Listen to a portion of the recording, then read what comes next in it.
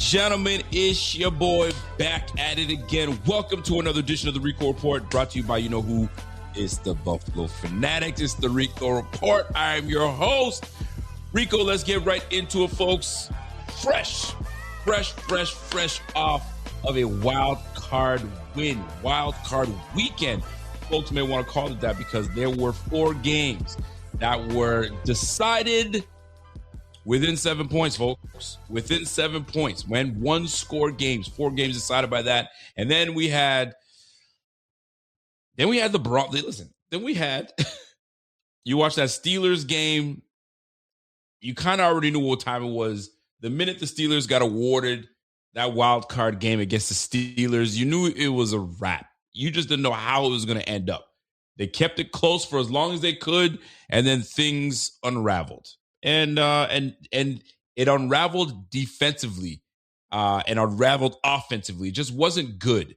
They couldn't stop the run. They couldn't stop the pass. The receivers are dropping footballs. Aaron Rodgers kind of looking kind of like an old man. I mean, that's what it is. What is it, like 41, 42, 43? You know what I'm saying? So it's going to happen, right? That game was a dud. But most games were exciting. The other dud that I want to talk about was the Chargers game. Golly.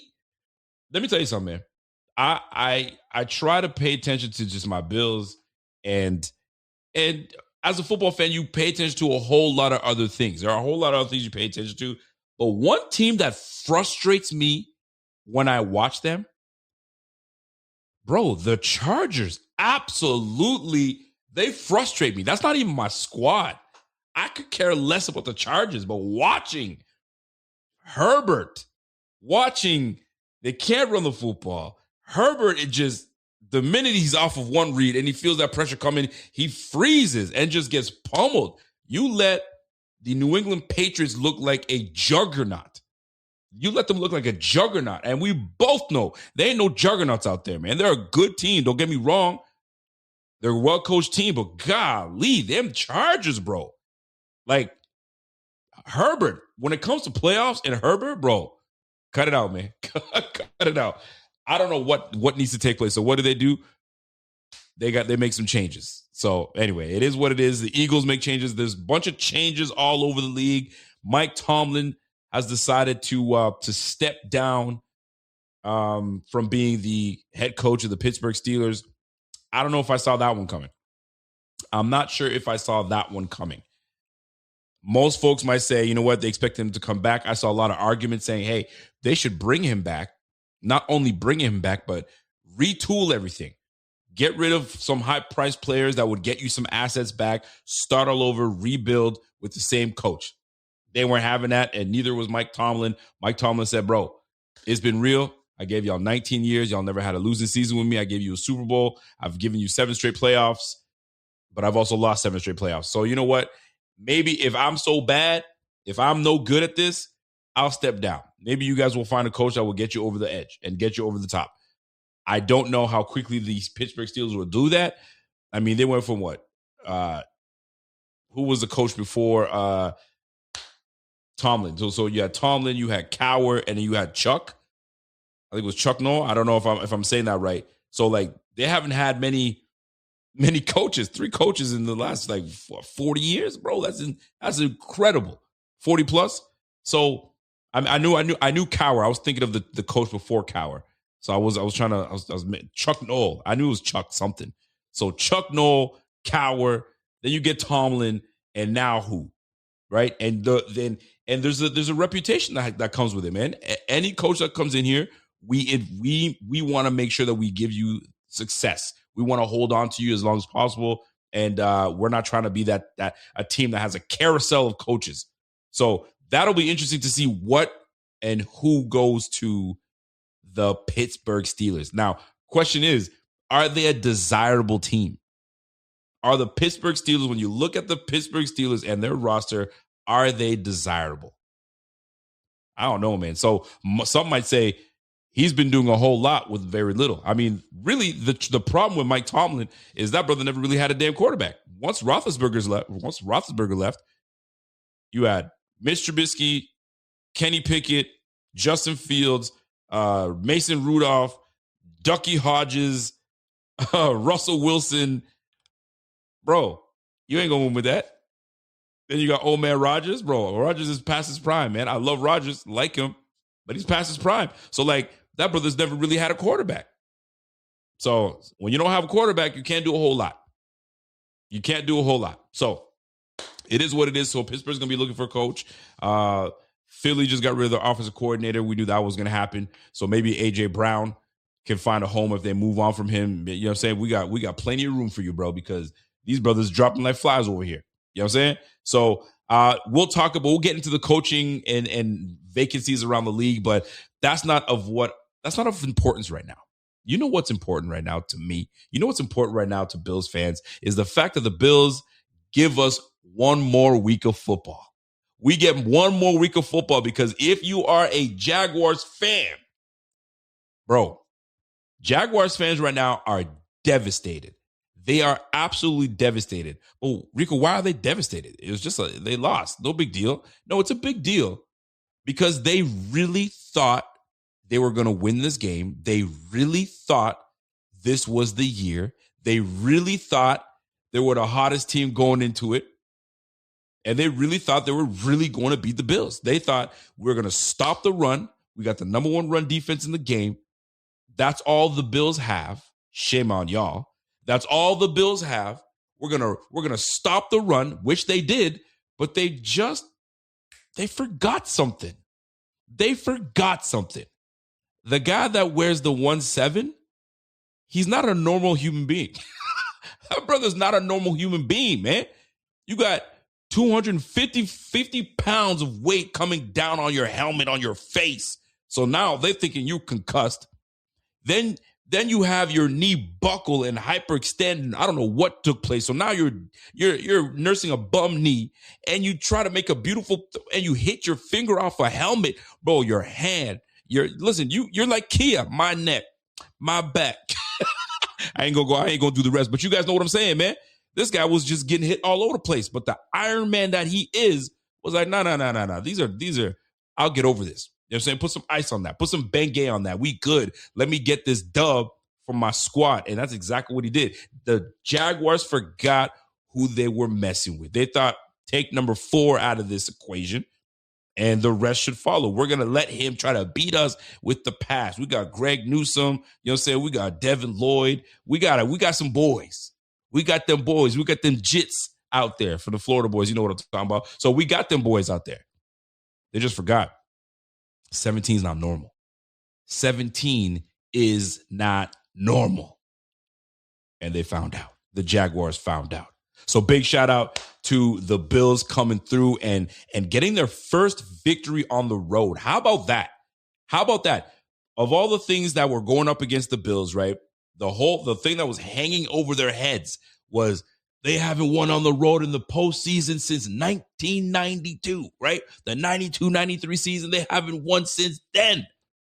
What are these Bills going to do? I don't know. They're going up against the hottest team in the AFC. Likely whoever wins this game represents the AFC. So for Jaguars fans, they like to say, well, congratulations, you won your Super Bowl. Let me tell you, I can't stand that argument when another fan base, fans of another team, when their team loses, they revert to, congratulations, you won your Super Bowl. That was your Super Bowl. Boy, please, knock it off with that. I can't stand that talk. Sometimes it's okay to be a fan base that says, bro, we got our tails beat today. We got our tails beat. They did it on special teams. They did it with the defense. They did it with the offense. They did it in all 3 phases, and they did it better than we did. Oh, by the way, they made crucial defensive stops. Just take the L. Just take the L. Let me go in my pocket real quick. Just hold that L. It's okay to be able to do that. These Jaguars, bro, like, you know when you don't really have, when you haven't done something in a long time, and you know the saying, act like you've been here before. Forgive them. It's been a while. So they're not sure how to act. You know what I'm saying? They're not sure how to act. I'm not even trying to talk junk like that. But sometimes you're not sure how to act.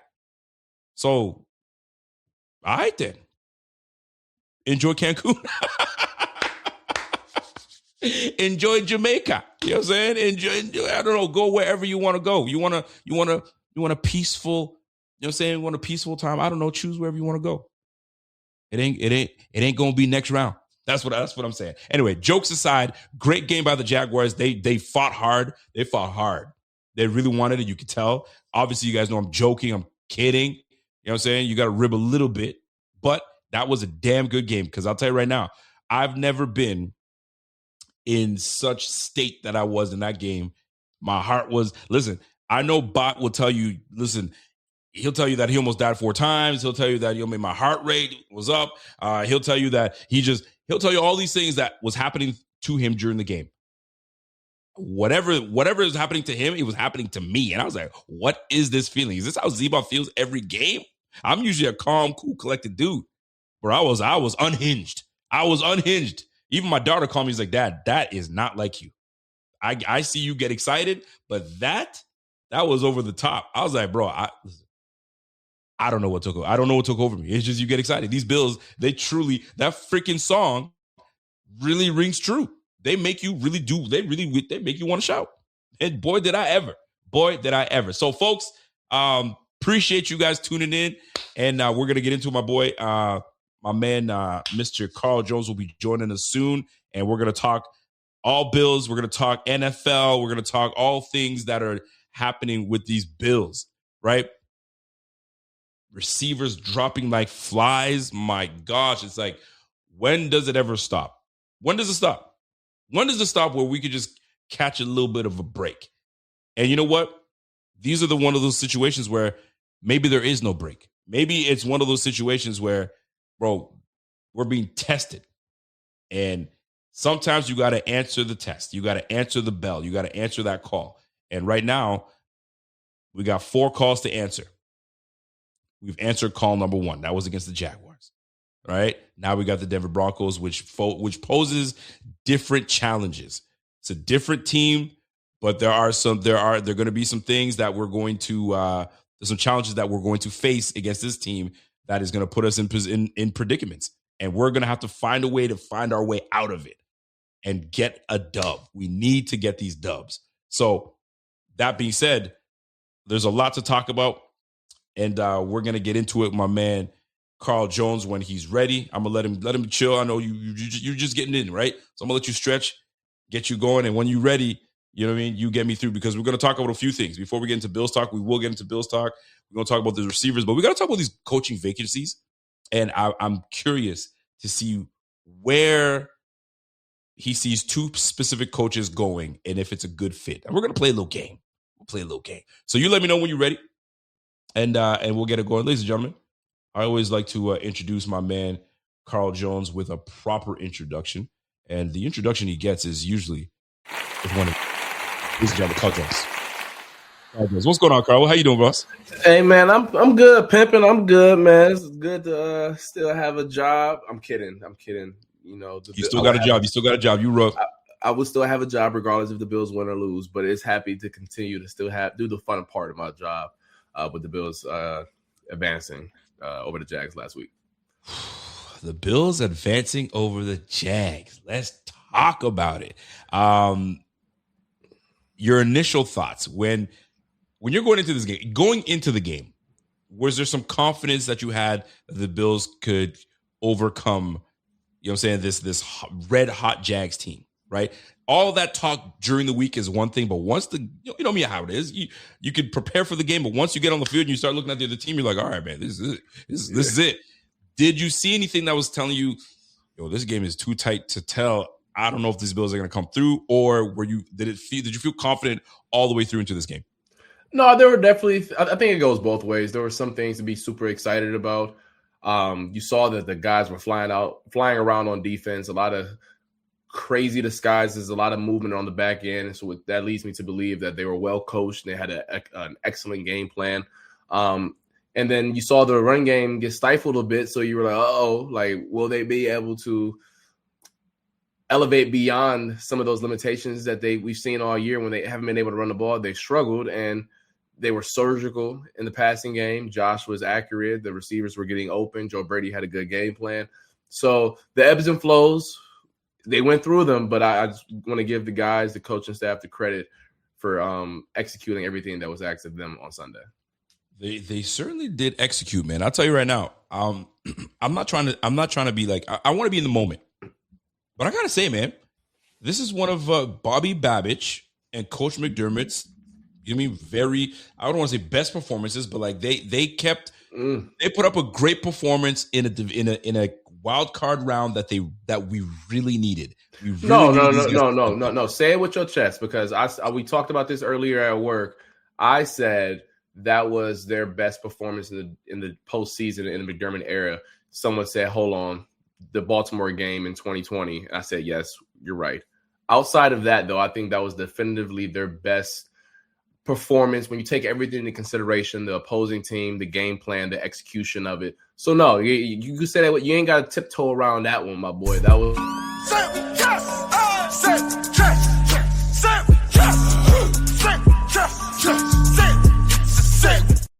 Yeah, my boy called you and said, say it with your chest now. No, you say it with your chest, my boy. You said you don't need to tiptoe around it. Listen, you know what? I'll put it out there, man. This was McDermott and Babich, McDermott, whoever you want to give the credit to. This was a, dare I say, masterful performance. Am I tooting it too much? Because listen, the amount, I mean, you heard Trevor Lawrence talk about, man, I thought I saw something, then they switched it up. Then it was too high. Then it was man-to-man. Then it was cover four. I was like, I don't know what was happening. So it threw him off. Even Keon Coleman was like, bro, we got out-coached. Let me just say it like that. They got out-coached. And Coach McDermott came through and out-coached Keon Coleman. Now, call it what you want to call it. It's his first year as a head coach, man. I'm not even trying to hear that. You're a play caller. You're a play caller. And let the best play caller win. And guess what? Personnel be damned. This was very well schemed. Great job. You got to give credit to Bobby Babich and Coach McDermott. Hell of a job. Thank you for reminding me to say it on my chest, because it was necessary. It was absolutely necessary. We talked about it at work today. That's the only reason it came to mind. I'm like, is it the best? And then they were like, that Baltimore game, limiting Lamar to 3 points or whatever. I'm like, yeah, you're right. But this one is definitely number 2 in the postseason for sure. I like it. So I'm glad that conversation was happening during the talk with the boys and stuff. So, all right, let's get to it, because there are some questions that I do have, and I want to get your opinion, more so opinions of what you saw. What did you see that the Jaguars were able to do to the run game? I was actually surprised. I really thought, damn, all that number 1 run game. I just don't believe that they're going to be that great, that they're going to stop this big defense, this big offensive line, and James Cook, your leading rusher in the league. How were they able to slow him down that great, that well? Yeah, when you watch it back, their front 7 was super violent. I mean, you want to talk about not just like initial shock. I'm talking about stacking shed. I'm talking about putting face up under chin strap. They did a really good job of just being disciplined. There were a few times where if you just did a still photo of when James Cook gets near the line of scrimmage, there are just a bunch of, I don't know what jerseys the Jags were wearing, but there are a bunch of opposing teams' jerseys sitting in each gap, just waiting on Ford to make a move. And there was just nowhere for him to go. So you just got to give kudos to the Jags. They clearly, there was no fluke about why they were the best run defense in football this season. They were super physical. They were huge as well. I didn't go to the game, but like my colleagues say, they win the get off the bus award team, where like they just get off the bus, and those big boys, they definitely eat their cornbread. You feel me? So it's a big group, and they play like it. They play very physical. That's why they're so susceptible to the play action, though, because they are trying to get downhill and they are trying to get into those gaps. But yeah, I don't think every team is built like that. But I'm not about to sit up here and cry and not give them their flowers. They were outstanding at the point of attack in the run game. Speaking of outstanding, big shout out to my man James Kehoe, the Mountain Man. My man said, you know what? I appreciate you. I like you. He's like, yo, I'm gifting you 47. And I'm not a jersey guy typically, but when you rock in some of the better players on the squad, you got to represent. And he's one of my favorites on the team. But right now, it ain't about Christian Benford. Ladies and gentlemen, where in the heck did Trey White come out of? This boy got shot out of a cannon. a cannon. The amount of times that he was around the football, the amount of times that he got his hand in the play, the amount of times he was around the ball. Kudos to Trey White.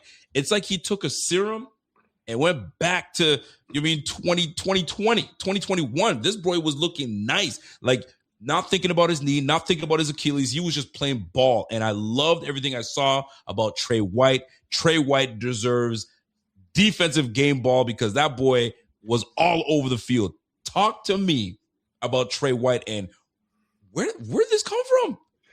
Yeah, man. For those who want to get my initial thoughts on what Trey White did, go to my Twitter, my TikTok, my YouTube. I did a nice 2-minute breakdown on just some of his best plays from that day. Broke it down and just with some of the ins and outs from it. But I joked about it on TV today that Trey White clearly been listening to that Mike Jones this offseason. Back then, They didn't want me. Now they want. They all on me. You feel me? And you go back to 2024. Bills let him go. LA pick him up. They said, we don't want you. Baltimore pick him up. They let him walk at the end of the year. The Bills pick him up. They said, hey, expectations ain't that high. You feel me? You earn your keep around here. Max go down. 2-7 guy go in the lineup. Struggle the first part of the year. Then that Patriots game happened in late December, and he ain't looked back since, man. It's just I don't have, obviously in this profession, I don't have favorites. I don't have teams that I root for or whatever. I try my best to be objective as I can in this role, but you root for stories. Yep. And his story is something that I think that story is something that every single person, regardless color, creed, gender, any walk of life, sports, politics, news, whatever the case may be, we can all learn from what he's gone through to get to back where he is. I don't care if you have a setback in life, injury, whatever the case may be. His wherewithal, his grit, his determination to just continue to bounce back, not just from the injuries, but then his less than stellar play last year. How many people do you know that would have folded after the first one? Okay, then the Achilles. And then now that you finally healthy and back to the field and you not yourself no more, how many people would have failed after I know a lot of cats that would have failed that would have quit after what happened in LA. I know a lot more that would have quit after what happened in Baltimore. So just good for him, man. And he didn't. And here's the thing: this spot wasn't guaranteed to him. Max Hairston was the first round pick. Facts. So just huge shout out to him, man. And once again, I don't got guys that I root for, but that story, man, that rooting for that story 10 times out of 10. And consider this clip, by the way. Let me keep it rolling because I have to. I've done this before, but I feel like people were calling me out, saying they want to get their shine.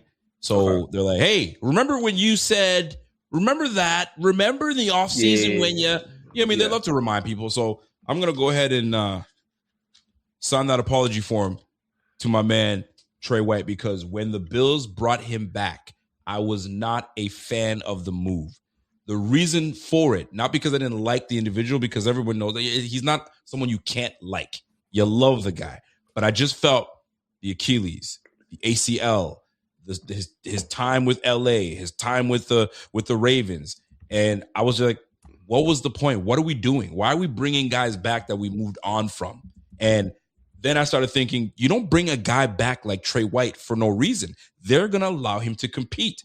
And that was a debate that I was having with my man Z-Bot. And although I didn't like the move, but I understood that you don't bring a guy like Trey White back just to be in the backup role. They're going to let him compete. And if he does well, great. If he doesn't, at least we have backup and someone that is familiar with this defense. Boy, has he proven not only myself, but a whole lot of people and probably himself. He probably proved it to himself that I still got it.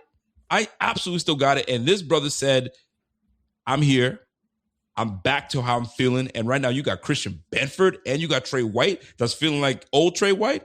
That's a very nice combination to have. So big shout out to Trey because I did not think that he could play at this level based on the injuries and all the things that was taking place. And he's a few years older. So all those things were going up against him. But now you look at that and you're like, you can only marvel and say, congratulations, you're doing it. Well, we got 3 more to go. Now that all that, you know what I'm saying, apologies out the way, you got 3 more to go. Now the pressure's back on. The pressure's back on. So big shout out to my man, Trey White. Love what he's doing.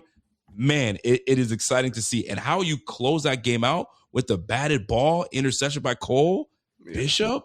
My gosh. So, like, I'm excited about this defensive backfield. They're a top defensive backfield for a reason. But here's my question, former defensive back guru that you are. What is it about this defensive backfield that's got just people like quarterbacks all out of whack and confused and don't know what's happening? What's up with that? It's not like they have like all-stars all over the place. Christian Benford, very good corner. Cole Bishop, up-and-coming safety. Jordan Poyer, old savvy vet. Him out. Jordan Hancock in. And then Trey White. What is with this defensive backfield that's got teams kind of like, shoot, I gotta make sure I know what I'm doing here. Yeah. So for those of you guys in the chat, I'm going to give you two separate examples, and hopefully it will give you a cleaner picture. When you watch the Houston Texans and they're secondary, their back five, if you want to include the nickel cornerback, it's nothing really funky. It's just that they're bigger, faster, and stronger than you, and they hate you. So they just want to just line up and play ball. The Bills don't play that way. The Bills instead play with a lot of disguise. So, for example, when Trevor Lawrence or Bo Nix this Saturday breaks the huddle, he is going to see one picture. He is going to see Jordan Poyer in the deep middle, or Jordan Hancock in the deep middle, Cole Bishop at the line of scrimmage. And then boom, at the snap of the ball, the picture changes and everything moves. So it's a combination of the guys being super intelligent, being able to play all over the formation and being able to disguise pre and post snap. And as well, I think there is a lot of the fact that these guys can actually also play. Like we've made a lot, and myself included, have made a lot of the disguise that they've done over the past month of the year.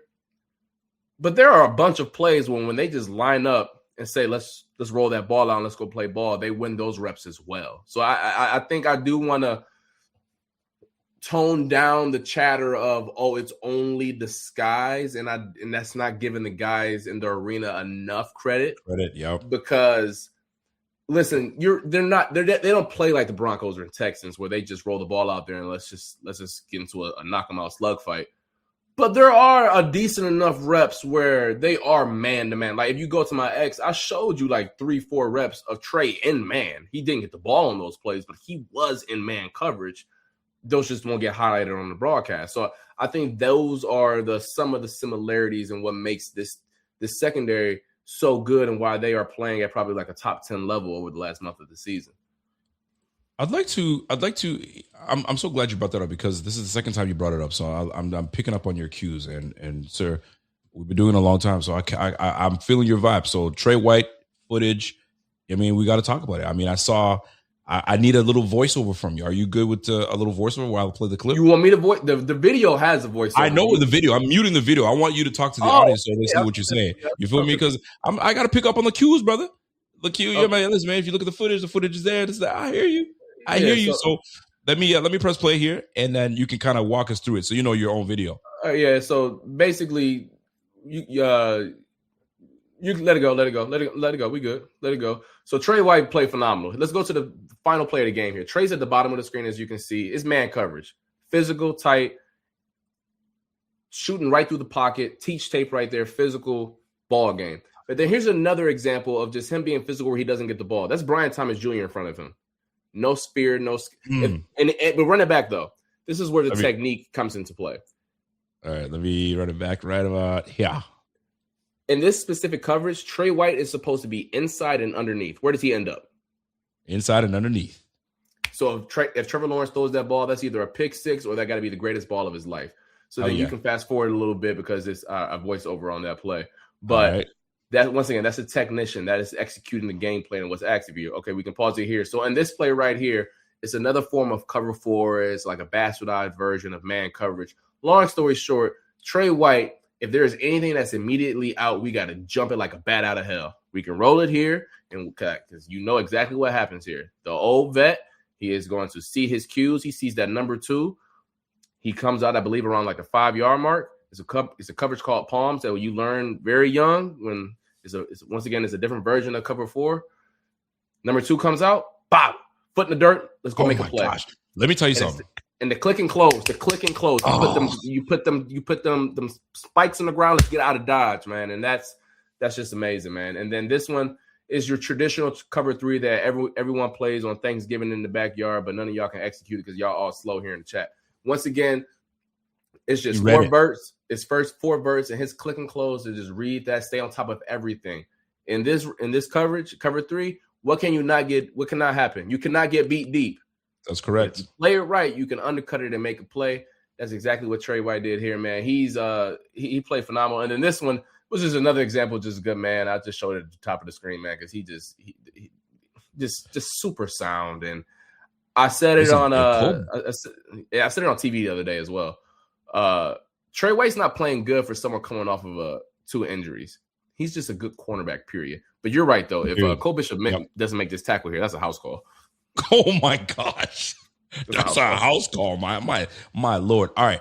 I don't know if you I want to know if you recall this play. It was the first Brian Thomas Jr. touchdown. And Trey was right there. And it was like it wasn't computing, but had he seen it? It's a tough spot. It's a tough spot. It was a tough spot, but I was like, man, you were there. If you wanted to. So I'm just glad that I have you on the show, because the DB that you are, you see it, you live it, you love it. I love that you just see it, and I'm hoping that translates into because, like, you know how it is, cornerback, whether you play cornerback, running back, receiver, you have a game like that, bro. You feeling mighty nice for the next game. You're like, yo, who Troy Franklin, Sutton, Mims, what you want? I got you. So let's go to work. Yep. Let's go to work. It's gonna be fun. So I'm so glad that you broke that down for us. So let me get to this for you. We're gonna kind of move on a little bit to what's your time frame looking like today? I can go to about like 9-10. All right, give or take. All right, so we talking about this team, this Bills team, and we know that's a talented team. We know that. We also know that they're also a flawed team, right? They were the 6th seed. Whether you want to call it, they're a 6th seed for a reason. Regardless, the fact is they're not a perfect team, but they're a strong team. But that's one of the teams that you just never count out. What is it about this Bills team that you're like, you can't take them for sweet, but you still got to respect them? What is it about this squad that no matter the injuries you're hearing about, bro, you can't just let these guys, you can't take them for granted? What are your thoughts on that when you see these injuries piling up and they're still competing at a high level? It starts with the leadership at the top, with the head coach and the quarterback. And I know there's a lot of people who feel a certain type of way of Sean McDermott, and I'm not here to tell you how you should or shouldn't feel about another grown man, but I will tell you that the guys in that building, they will run through a wall for him, and they have supreme confidence in him. And so when it is the third quarter and maybe they are getting ran all over and he's coming back to the sideline and saying, yo, I got the fix for us to figure this out, those guys believe it, and they start playing with their hairs on fire. And then when you see your quarterback with a foot injury, when you see your quarterback lose his helmet and have to go to the medical tent, when you see your quarterback bruise his finger on the back of someone's helmet, when you see your quarterback almost lose his knee on the goal line and he goes back out there, goes back to the medical tent, act like nothing's wrong with him, what is that supposed to do to you as a player who's his teammate? And I think that when it starts with those two guys at the top, it's infectious. It bleeds down to everyone else. They brought in a bunch of players who have similar and likewise mentalities. You're right. They're an imperfect team. They're the 6th seed for a reason. And listen, if the season were to end Saturday, I don't know if anyone will be like, oh my gosh, that is the most craziest upset that's ever happened. But I would also say they would not go out without a fight. We've seen that all year. This team they've outside of the Miami game, they haven't had a game where it just looked like they just didn't have it at all that day on either side of the ball. So I think that just speaks to the leadership at the top with the quarterback and head coach. Love that you mentioned that leadership. I do want to get your thoughts on it. I mean, it's a controversial topic, especially for defenders. And let me get right into it. What do you think I'm going to go? Where do you think I'm going? You talking about the tush push? Nah, not even. Not even. We can get into that. I'm good with the tush push. I'm not even you play offense. I'm sure you are. What up? I'm not even tripping on the tush push, but I am talking about, and this is gonna affect you too. Gabe Davis's injury, nasty. All right, and I don't remember the player, but I know his number 42 with the long hair. Wingard, yeah. What's his name? Wingard? Andrew Wingard, I believe, yes. Wingard went low, bro. Unnecessarily low. And it was like, and that to me, as an offensive player, I'm defenseless, man. I got 2 guys already on me. You're not even making a play on the ball. You just went straight from my knees. Now I get it. You're not supposed to hit high. So you got no choice but to hit low. I can't stand that. So when you see that, is there such thing as, yo, bro, unnecessary little bro? Or, yo, I got to bring him down by any means necessary. I got to do it. Sorry, not sorry. I wouldn't do that in practice, but in a game, hey, man, anything goes, especially because if I hit you any higher than that and you duck your head, who's losing $20,000 out of their paycheck? Like, how many times a week do y'all see a receiver be 6 foot across the middle, then duck, and all of a sudden he's 5'6"? How's the DB supposed to know that in 0.2 seconds? So I hear everybody, and I hate pulling the card like, oh, you know, you didn't play ball, like you don't know what it's supposed to be like. I'll just say this: it is really hard to change the launch angle, at 15, 16 miles per hour when the person across from you is also moving at 15, 16 miles per hour. And when they can drop their head in a split second. And listen, if I'm aiming here, right, if I'm aiming for your rib cage and all of a sudden you just do this and then I hit you right here, who's losing the game check? Yep. Me. And who's losing 15 yards? Me. And listen, I get it. We talked about this so much in college where, like, I would have so many players tell me, give me a concussion because that's 2 weeks. My knee is 9 months. And that's what I say. And that's why, like, but don't get mad at me. Get mad at the rule makers who are phasing those type of hits out of the game. The rule makers are telling me to hit you low. I know us Geico, we want to keep it up top. And I get you. I feel you. I would much rather have a concussion than go low as well. But like the launch angles change so often. It's impossible. It truly is. And it's a disgusting hit, man. I pray for Gabe and his recovery. But like you see once a game, receivers literally catch the ball and they crab over them. I literally saw Nico Collins every time he go over the middle, he started at 6'4" and then end up 5'3". And it's just like, what the hell is I supposed to do? No, I get it.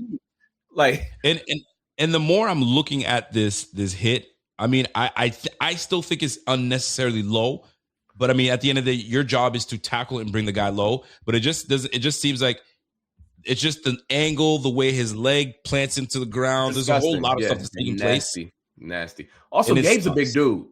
Dude. If I hit him up high and he run through it, he run right through my ass. Right. No, it's tough, man. I mean, I hate it because it's you feel bad. Obviously, no player. Wingard probably feel like shit. I didn't want to do that to him. Facts. You know what I mean? And everybody's trying to like, yo, play this game and go home, and then we'll go from there. But it's unfortunate because now, in which makes this transition, it makes this offense even harder for Josh Allen. What is he supposed to do? Like, dude, you got Brandin Cooks.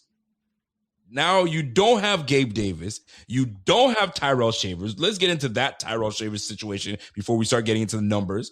So Gabe is gone. He's out for the season. You hope that he can come back and play football after this. But I mean, one would never know because I thought Trey White, bro, Achilles ACL, bro, he ain't coming back. That's too hard, especially as a DB. You can never count anybody out. Right. And then Gabe was already dealing with this injury and he never really looked the same. And now he does it again. So it's like, man, this could be it. Or he comes back and he's back to tip-top shape. One will never know, right? But now Tyrell Shavers out, ACL. Played on that sucker the whole second half. He said, yo, brace me up. Let's roll. I just banged it. I was probably a loose MCL. Who knows what they thought it was or what he told them it was. He braced that thing and played the whole game. Fam. Bro, they're down two big-time receivers that help in terms of the run game and that pretty much take the defense off a little bit, right, to kind of give you something. They know the offense very well. So now you're down to Brandin Cooks that just got here a month ago. Now you're down to Keon Coleman that's been benched several times, right? He's in the offense right now. And now Khalil Shakir, he's been thankfully healthy and a reliable piece. Now what? What are these Bills doing? Well, what are they going to do with the back end of that situation? And Josh Palmer out. Disappointment all year, but he gone. Talk to me, your thoughts, your what you've been hearing. You know what I'm saying? And what your colleagues are talking about. Calling God, and then if he don't answer the phone, leave a voicemail. And then when you leave the voicemail, call back and see what God got to say about this. In all seriousness, it's a tough spot to be in. But if I were to spin it in a more optimistic viewpoint, Tyrell and Gabe weren't big contributors in terms of the passing game. They were great on the perimeter in the run game. They were fantastic. A big reason why they won that Steelers game. They were mauling guys in that department. Even on the perimeter screens, how many times have you seen the screen passes where they spit it out to Khalil, they spit it out to Dalton? Who's leading the way? Is usually 14 or 13. And then when you think about the failed screens, how many times was it Josh Palmer leading the way? Or how many times was it a Curtis Samuel that was leading the way one of those times, and they didn't convert those, did they? So I think those guys are going to be missed in that regard. They're probably going to have to lean into more 12 personnel. So that means you're going to have Cooks as well as Shakir out there. Maybe you take Keon in there and take Cooks or Shakir off the field, whenever the case may be. Lean into more Knox and Kincaid, which may not be the worst game plan this week against the Broncos, where even when y'all was healthy, it's not like y'all was going to throw for 500 against them boys just based off of y'all personnel, right? But the one downside about leaning in with so much 12 personnel, your joker card in 12 personnel is Kincaid, and he's not healthy. So like Kincaid is still on a injury management plan to where he can only practice with so much because they want to make sure he's fresh, but he still don't play only but 45% of the snaps. So it's a tough spot to be in, but I don't think it's catastrophic. It's just that they can't afford any more bruises. None. Like I think that they will probably get Curtis back. I will say that they'll probably call McCole Hardman off from the practice squad. So they will have the bodies, but in terms of, I think, two areas where you will feel it the most is perimeter screens and then the run game. So this is what the receiver room is going to look like, huh? So it's going to be Brandin Cooks, Keon Coleman, Khalil Shakir, Mecole Hardman, and Curtis Samuel. Welcome back, Curtis Samuel. I told you call God. Listen, we can call the Lord, but I'm going to tell you, man. I mean, listen, they could get on the phone and call a certain someone they had at the beginning of the year that was itching to get the ball in his hands. No. But it doesn't seem like they want to go that route because they went and got Christian Wilkinson. Now, Christian Wilkinson can run now because there was time in preseason. I mean, it is preseason, but he was making some noise in preseason and at practice. So, I mean, I think he's got some size to him too. I don't think he's a small guy. I don't, if I recall. So, bro, I just don't like that part, man. We lose two big pieces, and I get it. People are gonna say Gabe Davis, man. Who cares? Tyrell Shavers, he was your fifth receiver, bro. You chilling, bro. But it's one of those things that they're still contributors. They're still contributors and what make this offense move. So that'll be tough. But 17, he's got no choice. I must have heard him say, some guys just got to step up. He must have said it like 8 times in his press conference. So if that's not a message to the whole receiving crew, bro, one of y'all step up. The ball's coming your way. Please help me. You know what I'm saying? He is going to be saying, help me. I'm throwing you the football. Please catch it. And if you do, and you're trustworthy enough, I'll keep going to you. But it's like, fam, he's gonna be screaming, help me, like all day. So we're gonna see. I got my man Money Mitch coming through. He says, hey, Carl Jones, the best on News 4. Go Bills, and Bucks will be back, my friend. I'm happy for Indiana. Hard not to root for them. So he's letting you know he's showing you some love, but and hey, shout out to you too, my man. Unfortunately, I am not happy for Indiana. They can rest in whatever you want to, whatever afterlife you believe in. They can rest in that. I'm a young bull, so I think the U was cool. You feel me? And I'm rocking with the Canes this Monday. Unfortunately, I feel you, big dog. I feel like a real Ohio State fan. They can't root for Miami. I can't root for IU, dog. Just something about them is just nasty. Stop hating. I'm a hater. What you mean? Hating is my third name. All right, let's direct the hate somewhere else. All right, the Broncos. Let's talk about this Broncos offense. Let's talk about this defense. Let's talk about this defense first of all. Nick Bonito. You got Zach Allen. Yeah, you got a bevy of defenders that fly to the football. They're one of the best defenses, if not the number one. They're a top 5 defense in the league. as we speak. Let me just make sure I'm speaking truth right now. So they're allowing 18 points a game, which ranks them number 4 defensively. And yards per game, they're allowing 278 yards per game, which ranks them number 2 in the game. So they're a top 5 defense through and through. Defensively, they stop the run very well. They're a top 5 defense stopping the run. We went from playing a tough defense against the Jaguars and another tough defense against the Denver Broncos. What is it about this defense that's got them playing hot right now? I mean, they're one of the best defenses in the game. Like, what is it about them? They're light, but they're quick and fast. What is it about them that gives issues to teams? Yeah, you hit it on the head right there. They're a very fast team, and they're physical, and they make up for that lack of size with how violent they play. I think the 2 players that made the biggest difference to the Broncos defense this year is the guys right up the spine. You've heard me talk about it before, where I thought the Bills have struggled in the past was right up that spine, the D tackles all the way back to the safeties. And when they brought in Dre Greenlaw, for those who don't know who that is, he was Fred Warner's running mate in San Francisco for the last 4 years. And that brother is physical as all get out. He sees opposing color and he hits it. And then right behind him or next to him, depending on the formation, is Talanoa Hufanga, all-pro safety with the Niners, and now he's with the Broncos. This guy, he's insane. He flies. I don't know if he's Hawaiian, but the name Hufanga is Samoan, maybe. Samoan. I think it's Samoan. I think it's Samoan or Polynesian. But he's a very violent player in his own right. If he is near the line of scrimmage, I promise you he is just trying to hit another team's helmet. Like, I don't think he really cares about nothing else. He's just a very physical player. So that's how they kind of make up for their lack of size, is how violent they play. And then Bills fans, those 2 players weren't there last year, so they'll be new to the matchup. They have fantastic defensive backs. Obviously, Pat Surtain is probably the best cornerback in football. Riley Moss is not just good for a white cornerback. He is a good cornerback. So I think that he is someone that you guys will know a lot about.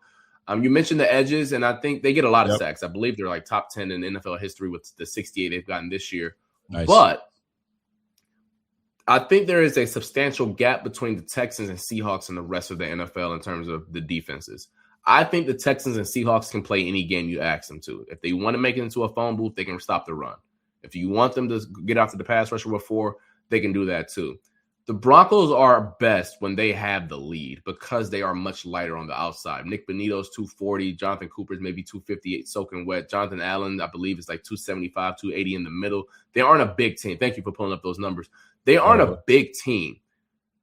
So that means they're much better getting after the passer. So if you are the Buffalo Bills on offense, you run the rock, make sure that you're never in 3rd and long. You want to make sure it's always 3rd and 5 or less. If you are living in that world, you have a much better chance because those guys, those small guys, can't turn the corner on 3rd and 2. On 3rd and 9, shoot. We turn in the corner, and now we turn this bad boy into a NASCAR race. So I think if you are the Buffalo Bills, that is the way you attack them. And then one more area, I mentioned how physical and violent and how fast those guys up the middle play. Well, what's one way to combat that is play action and misdirection. I do think for all of the good things I said about Dre Greenlaw and Hufanga, I do think they can be got with misdirection and play action down the middle of the field. So if Kincaid is healthy, whatever he can give you, same thing with a Dawson Knox up the seams. I think in an ideal world, you would need big games out of those 2. Is this going to be the Bills' toughest match? Defense, like offense, our offense going up against their defense. Jaguars, they presented different challenges, right? They still flew to the football. They smacked the hell out of you. We're playing something somewhat different, similar, but I think the advantage, and you mentioned it earlier, is it's the size difference. I mean, look at the difference. Deion Dawkins, 320 to Benito's, what? It was 240 that I see there? Like, it makes I would think it makes a difference. Allen, 285, good size. You got Edwards. That's going to be a battle. These 2 boys are going to be going. That's 20-pound difference, 20, 25-pound difference, right? Then you got 318, 305. I mean, to me, that's Jones and McGovern. They're going to go at it. And you got Torrance, 350 to 288. Yo, we just got to move these boys out the way. I mean, it's going to be no different than last year because the defense, I think Greenlaw is the only difference if I'm correct. Hufanga. and Hufanga was with the 49ers, correct? Yeah, they both were with the Niners last year, yeah. With the Niners. So, I mean, that's a big boost. I ain't going to lie. That's a big boost. But those guys not on the defensive line, though. But they do fly. I mean, they put they do. No, it do feel like box, boy, it presents the difference. So I'm hoping that these boys and this is what it comes down to. And this is I'm hoping that you can help me out here. Yeah. I don't believe we're going to win one-on-one. It ain't gonna be that way. When I'm talking about one-on-one, I'm talking about our receivers against their DBs. I don't see it. This is all gonna be scheme. It's got to be scheme. Joe Brady is going to have to out-scheme the Broncos. And we did it last year. It wasn't that we were that much. I mean, we're pretty much running with the same crew somewhat. Probably somewhat say even less. But we schemed them, we ran the ball, and we did what we needed to do. So I'm hoping that's the same idea that goes into this game. Some folks are looking at Bo Nix and saying, Bro Nix is the difference maker here. Bo Nix, if he comes out playing poo-poo, bro, Bill's got this. But he's got 4 to 5 comebacks. These guys have been winning these one-score games, kind of like the Chiefs from last year. So When does this run out? Maybe this is the game that it runs out. And the Bills are like, nah, we ain't playing that game. So I don't know where I see this going. Like, I felt confident going into the Jags game. And I feel still confident going into this game. But it's like, man, it's the unknown. I don't know too much about these Broncos. I got to start watching that film and go from there. So my curiosity is like, man, where are these Bills going to find the weakness in this defense? That's what I'm trying to think. I'm hoping I'm gonna give you kind of share some insight. I'll give you 2 advantages and then 1 disadvantage. Yes, sir. Heading into Saturday for the Buffalo Bills. 1 advantage on the offensive side of the ball. I think the Broncos' strengths work on most teams. The Bills aren't built like most teams. It's a great thing to have Pat Surtain and Riley Moss against 98% of the NFL. Cool. We ain't got number 1. Cool. Like, yeah. Cool. Like, whatever. Like, so I think that bodes in the Bills' favor. And when you see all of those sacks that they rack up, a lot of them is because they have a lead. And I think that if the Bills are able to run the rock on them, you can take advantage of a run game, which I don't think is bad. I just think is more above average. It's not elite like the Jags are if you look at some of the advanced metrics. And on the other side of the ball, when I think of the style of quarterbacks that Sean McDermott gives fits, is Bo Nix. Those guys who get frenetic in the pocket, and when the picture changes post-snap, they start to see ghosts a little bit. Bo Nix is that type of quarterback. So I think if you are the Buffalo Bills and if you are a fan of the Bills, that's one area where you should feel pretty good about heading into Saturday. Now, one disadvantage that it's not tangible. You can't really put a value on it. You can't put a number on it, but it's there. And we're just going to find out Saturday how much of a difference it's going to make. 2 things. Well, 3. Playing on the road in one of the more hostile environments in football. I mean, Mile High is his own thing. Playing at altitude is his own thing. Like, I mean, it is. Like, there's a reason why everyone always makes a big deal about playing in Denver and Utah. It is what it is. And then also short rest. Like, I think all of those factors, you're on 6 days rest against a team that's been off 2 weeks. Quite frankly, I know they played against the Chiefs and they played their starters, but if you go back and watch that game, I swear to living sweet baby Jesus, the Broncos acted like that game on offense was like a varsity game. They used the most vanilla concepts ever. They knew we can beat the Chiefs' third stringers with just like an elementary game. So I'm not really putting much stock into that game. So they've been off for 3 weeks. Some people are, though. Some people are putting stock. They're like, yo, you barely beat the Chiefs. Yeah, go watch that game back and you tell me how many vanilla. You watch that game back and how many of them plays you like, damn, I ran that on Madden. So like, I bet. All right. Now, look, I don't think their offense is great, but like week 18 is not one game for me to take a lot from. So I think those are the 2 advantages, a disadvantage from my viewpoint heading into Saturday. And I'm looking at the Broncos offense. I mean, they're middle of the pack offensively, right? Mm-hmm. They're scoring 23 points a game, ranked middle of the pack, 14th in league. Yards per game, 340, ranked 10th. Yards per play, 5.3. That's ranked middle of the pack. Third down conversions, they're just outside the top 10. They're converting on a 41% rate. Defensively, they're letting their opponents convert 33%, which is number 2 in the league. So that's in a whole nother ball game. We'll save that for Friday's show. But for the most part, offensively, they're all right. Running the football, right? 4.4 yards a pop. That's 14th in the league. Rush yards per game, 118, 15th in the league, middle of the pack. But no different than what the Jaguars presented. And the Jaguars put up 150. So RJ Harvey, he's going to be running the rock. And we'll see how it all shakes out in the end. All right. Before you get out of here, I do have a couple more topics to hit with you. And first, we're going to talk about the coaching carousel. All right? Yeah. So Harbaugh, he's a free man. He can do what he wants. Mike Tomlin, somewhat of a free man. They still hold his rights, allegedly. So they might hold on to him and trade him. Who knows what they'll do. But I'm sure they'll do right by him. If he says, yo, just let me go where I want to go, maybe that's what they do. Or they say, hey, this is business. I don't know what they'll do. So let's talk about coaching opportunities and coaching vacancies. Could you see Mike Tomlin going to the Arizona Cardinals? Would that be a good fit? No. Perfect. What about the Atlanta Falcons? More so than Atlanta, but still not great now.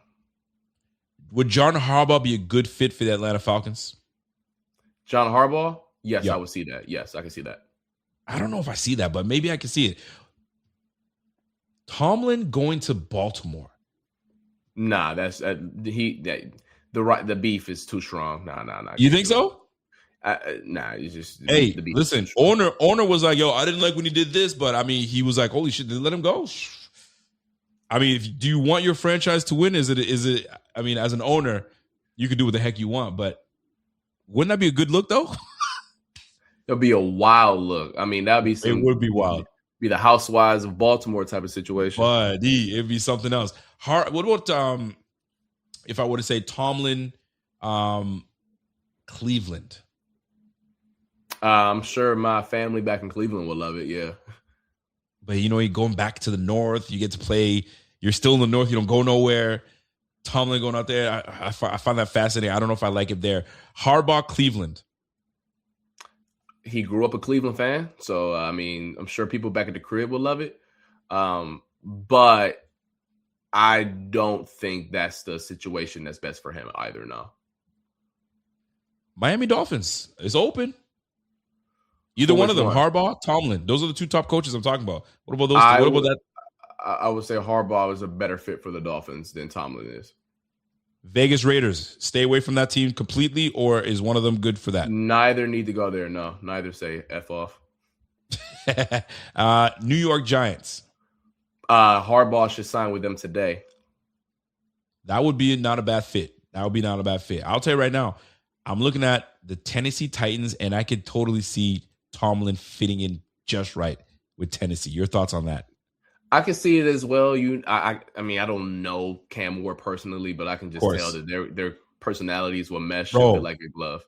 It would, man. This guy's intense. Tomlin's intense. You catch what I'm trying to do. Yo, Lee, I'll do what I need to do. You lead your troops on the offense, bro. We got it. He just got to get a good offensive coordinator. But these days, everybody's looking for an offensive-minded coach. So who knows what it is. I saw a really good argument about Mike McCarthy to Cleveland. That would be something. Cleveland needs a grown-up. They do. Because they're not ready to contend for any time soon, so might as well just try to build up the equity you got there and build up some maturity in that building. Yep. But they're at least a year away from being a year away. I like it. All right, last topic for me, and I'm gonna let you go. Lynn Johnson. Oh man, I knew we was gonna talk about this one. Lynn Johnson's been making the rounds, and I gotta ask my boy to drop me his opinion on this Lynn Johnson fiasco. And I call it a fiasco because I don't think it should be gaining the attention that it's gaining as hard as it's coming out. For those that are unfamiliar with Ms. Lynn Johnson, Lynn Jones. Excuse me. Lynn Jones. Yeah. So Miss Lynn Jones is part of the Black Free Press, excuse me, and she's been in the business a long time. She's been doing it for a minute, and she had an opportunity to make a statement, pretty much, to head coach of the Jaguars, Keon Coleman, pretty much telling him to pick your head up. You're great for this organization. Buffalo Fanatics, what's going on? This is Pierre the Kingpin, and I wanted to talk to you today about Cigars International, which is the ultimate destination for premium homemade cigars. Known as the industry leader, Cigars International offers the largest selection, unbeatable prices, and a customer service experience that's second to none. Whether you're new to cigars or a seasoned vet, Cigars International makes enjoying cigars easy, approachable, and fun. Cigars International is the go-to retailer for all things cigars, with the biggest selection of premium homemade cigars available anywhere. Cigars International offers unbeatable deals and discounts, making it easy to stock up on your favorite or try something new without breaking the bank. With fast free shipping and their 100% satisfaction guarantee, you can shop with confidence knowing that Cigars International stands behind every order. They have good relationship with vendors that helps provide great low prices. Whether you're new to cigars or a seasoned pro, Cigars International makes it easy to find the right cigar with helpful guides, staff reviews, and expert advice. It's not just about cigars. Cigars International also offers a wide range of accessories and more to elevate your smoking experience. Check out the great deals every day at cigarsinternational.com. That's cigars, CIGARS, international.com. Use code FANATICS at checkout for 20% off your order of $50 or more, plus free shipping. Or visit www.cigarsinternational.com/fanatics, and the discount will automatically apply.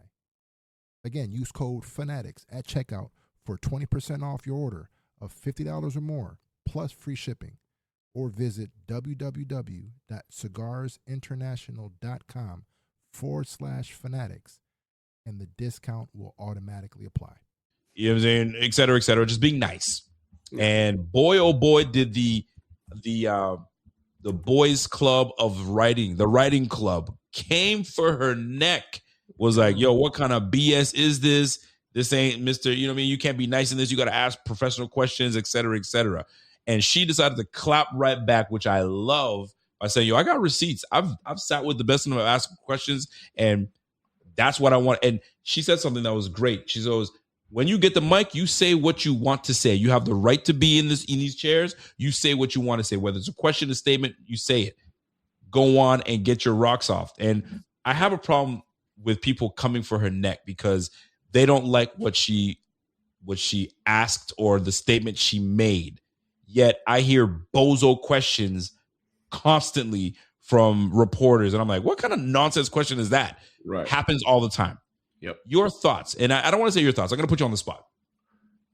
Right or wrong for what her question, statement, or what she said to that coach in that moment, that time?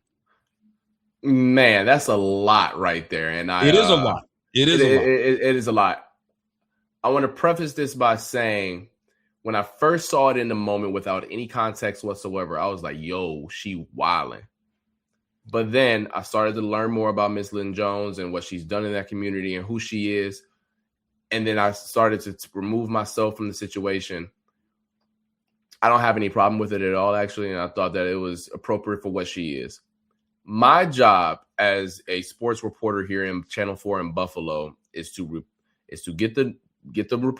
report the sports, and send it back to my readers, and then offer my commentary at times. Ms. Lynn Jones' role is much different than mine.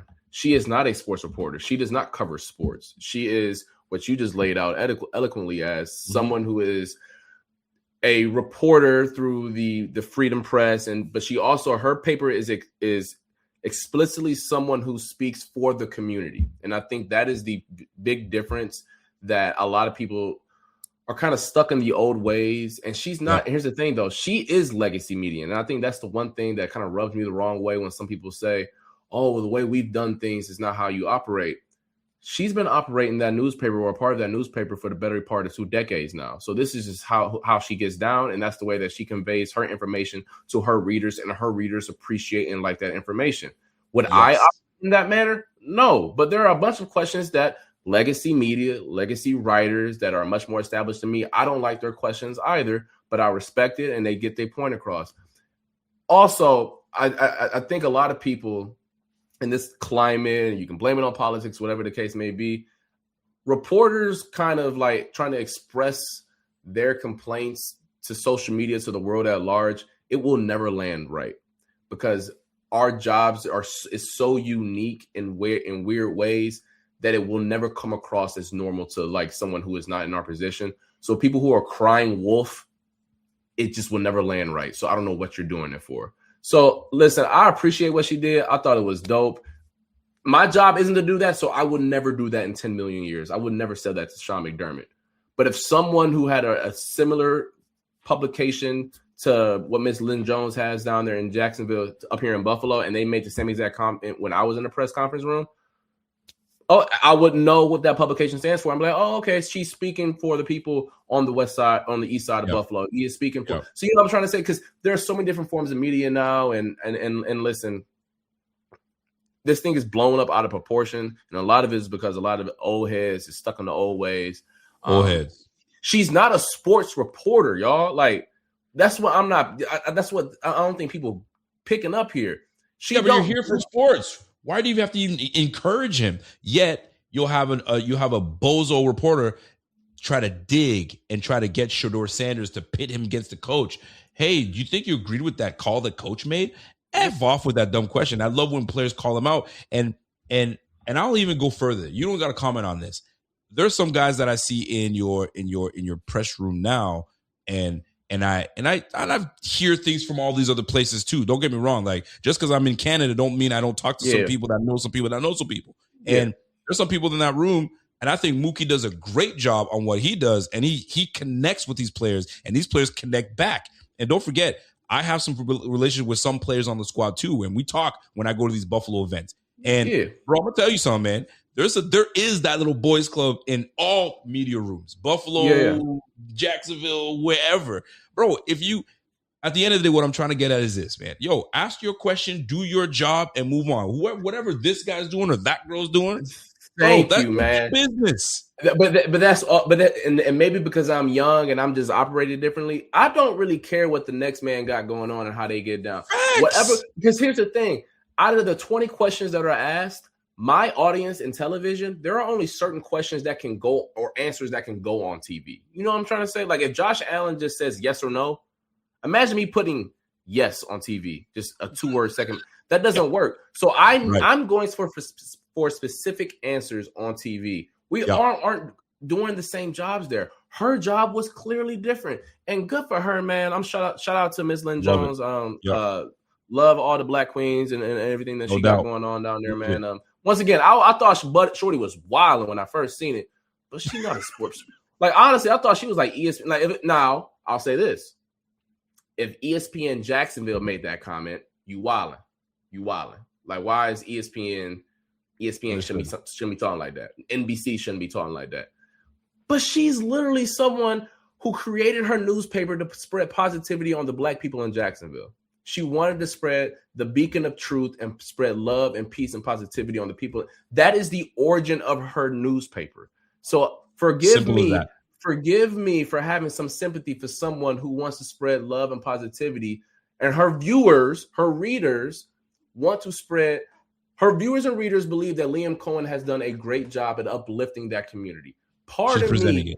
I'm sorry that's how she wants to convey the message from her viewers to her.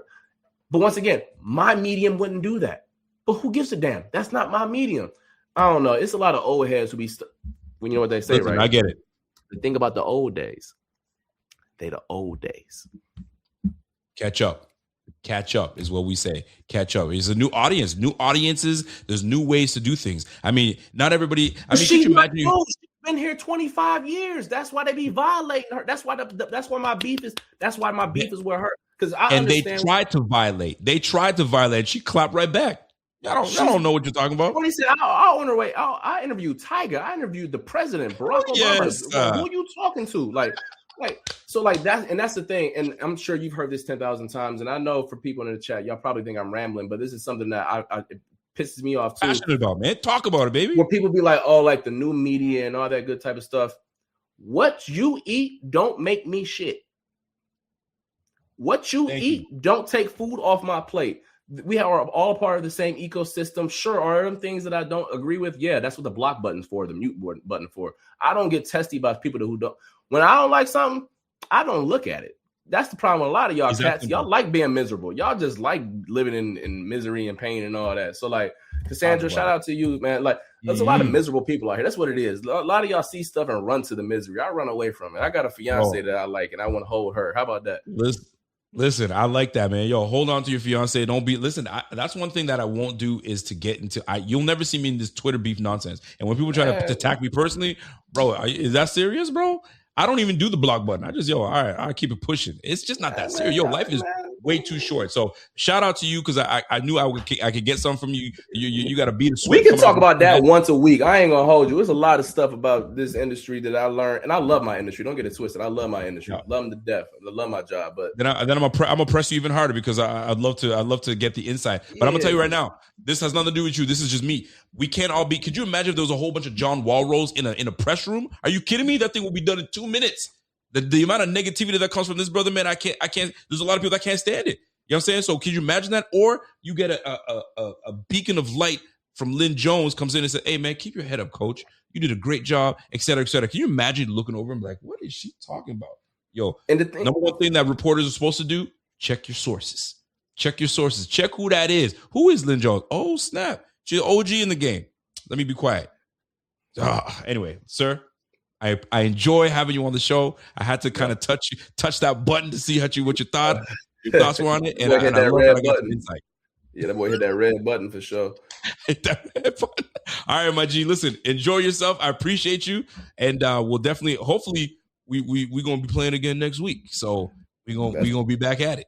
That's the plan, my boy. Hey, y'all be blessed, man, and y'all stay safe out here in this wicked world. Be blessed. Yes, sir. That's my guy, Carl Jones, in the building. I had to listen, man.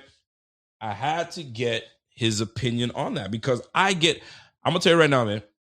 There's one thing that I do not stand for in my personal life is someone trying to flex on somebody else or like I don't mess with it. I stay clear from it. Anybody trying to get greasy on somebody for whatever reason, bro, I ain't gonna go for the injustice. Yo, you got this sweet lady coming in, and whether it was a lady or not, somebody uplifting somebody else let me tell you something, man.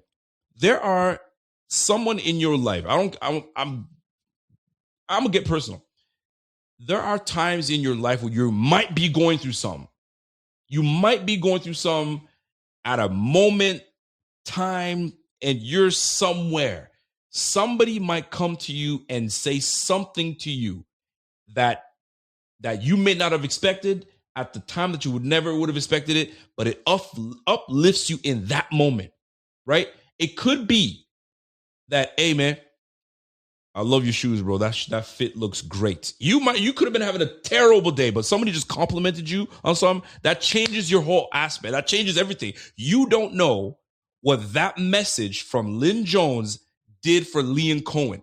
You don't know if she was not there, how the rest of that press conference could have gone. He could have been negative. He could have said something that would have triggered more stuff for people to write and say, did you hear what he said? Well, because of that positive message, it probably turned his whole attitude around to answer questions comfortably for the rest of the jackasses out there trying to dig after a heartbreaking loss. So in that moment, the good Lord put something on Lynn Jones's heart to say, hey, man, keep your head up. You're good for Duval this and Duval that.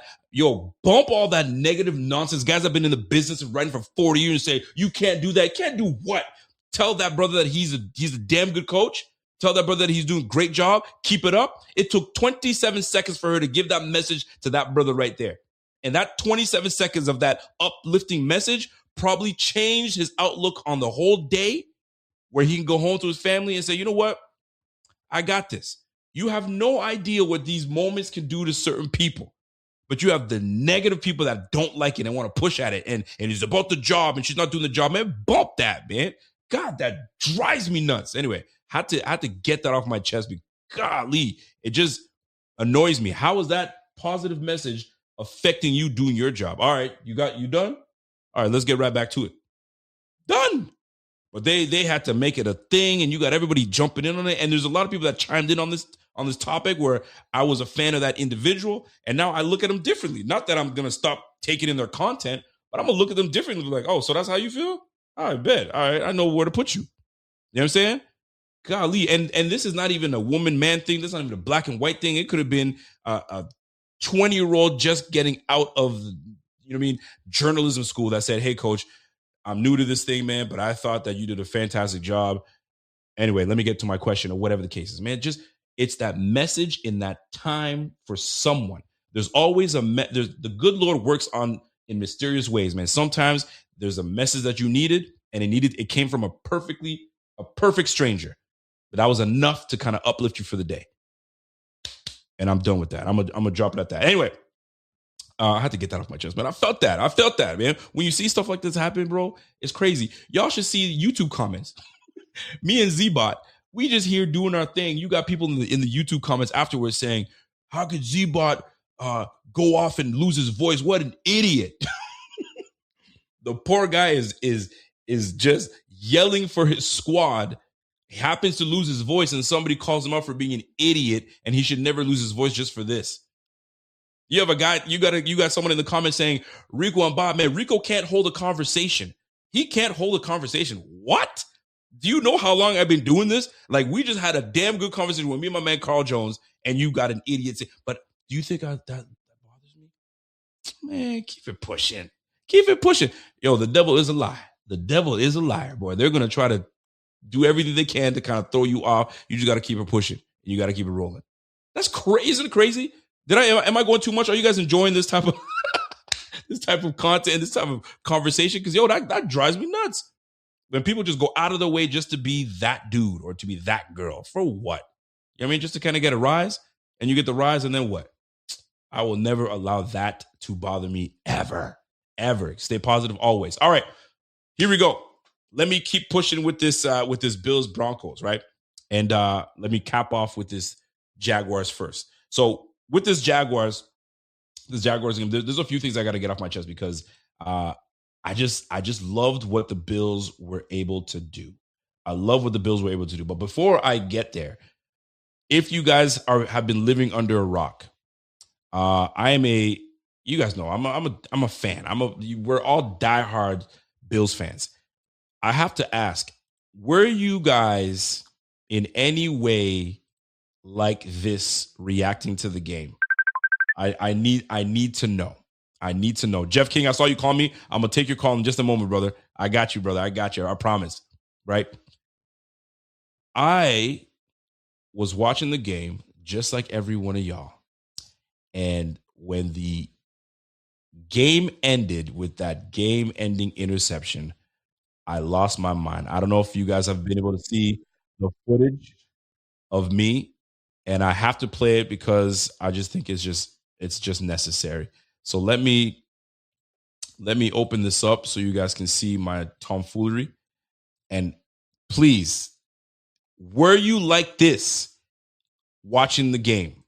Because if you were, thank you. This was me. Yeah! Oh my gosh! Oh my gosh! Let's go! Yes! Oh no! No way! No way! Hell yes! Oh no way! Yes! I could not stop my excitement. Usually it's a hell yeah and I'm done. I kept going.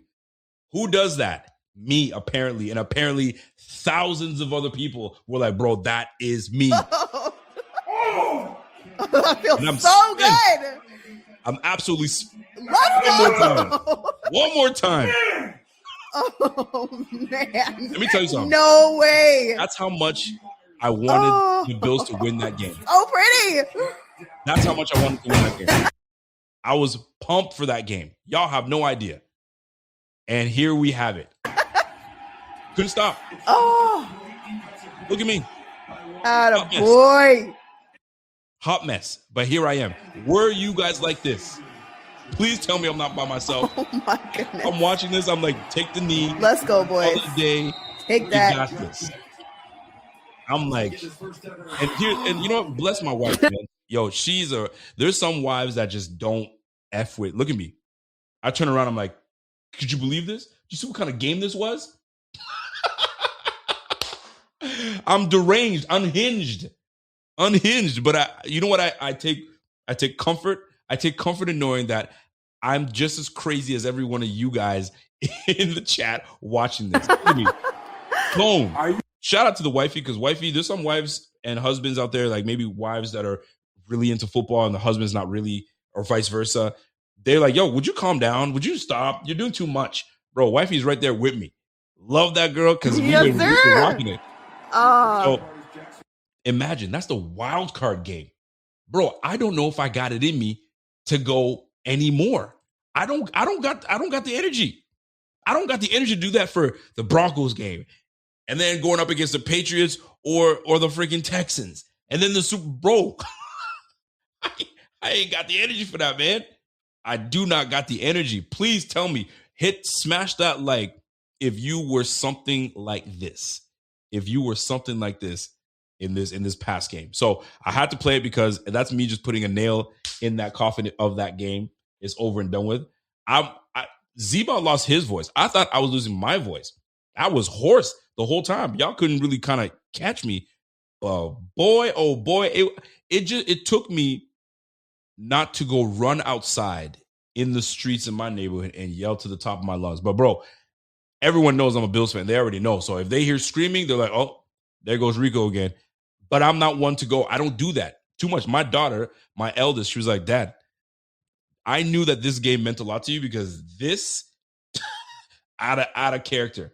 You know what I'm saying? And somebody was like, yo, look how high he was jumping. I felt out like the old man came out of me because I'm like jumping like a kid again. And I was like, bro, this is what this child's game will do to grown folk.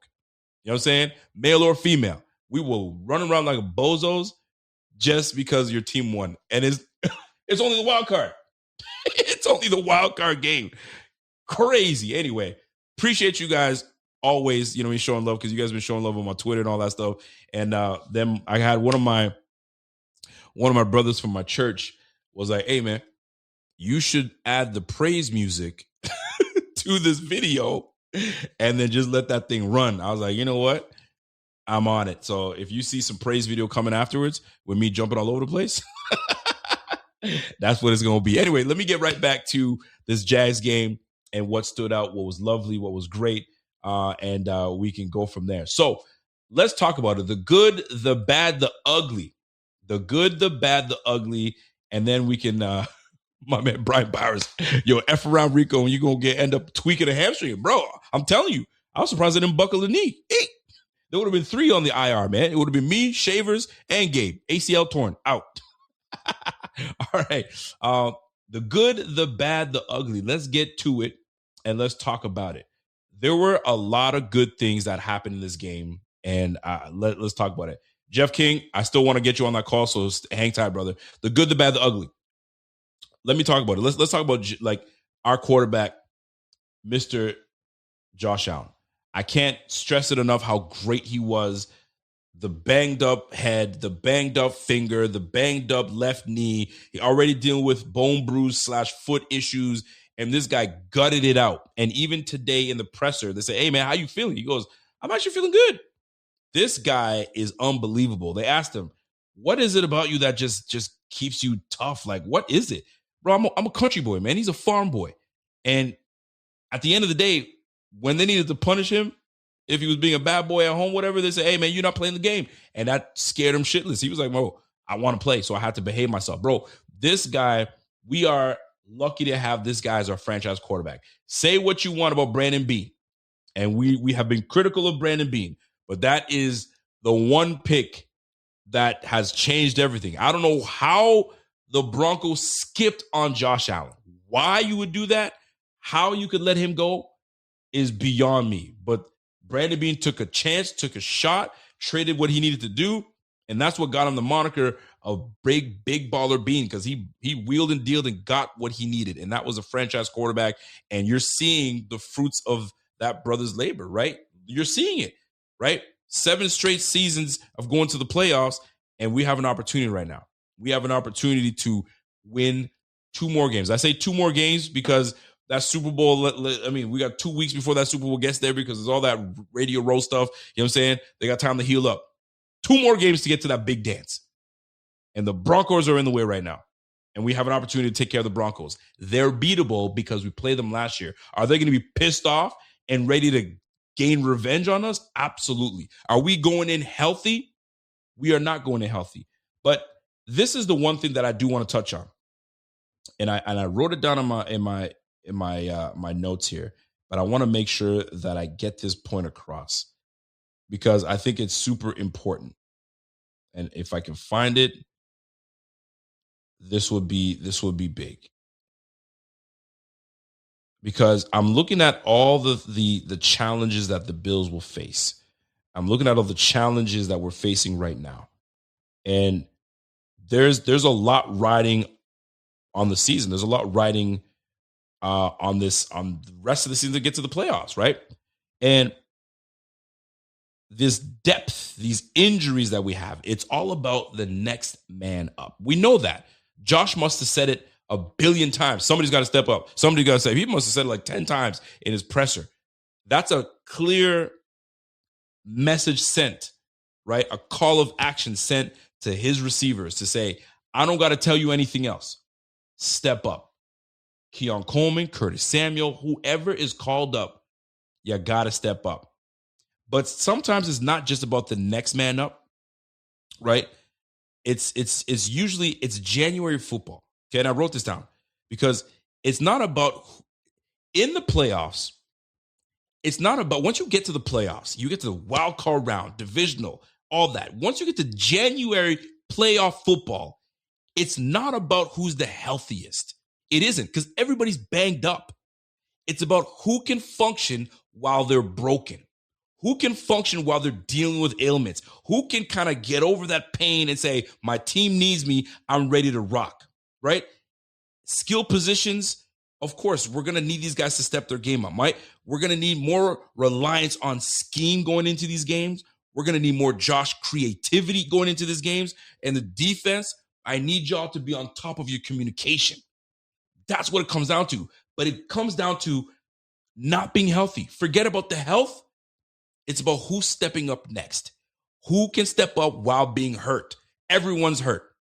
Everyone's got a nick, right? So who is going to be the person that says, yo, damn all that stuff that's going down. I got your back. I'm bugging. I got a bad knee. My back is tight. All of that is out the window because January football is here. So it's not about I'm dealing with all these injuries. No, it's about who can deal with the injuries and still show up.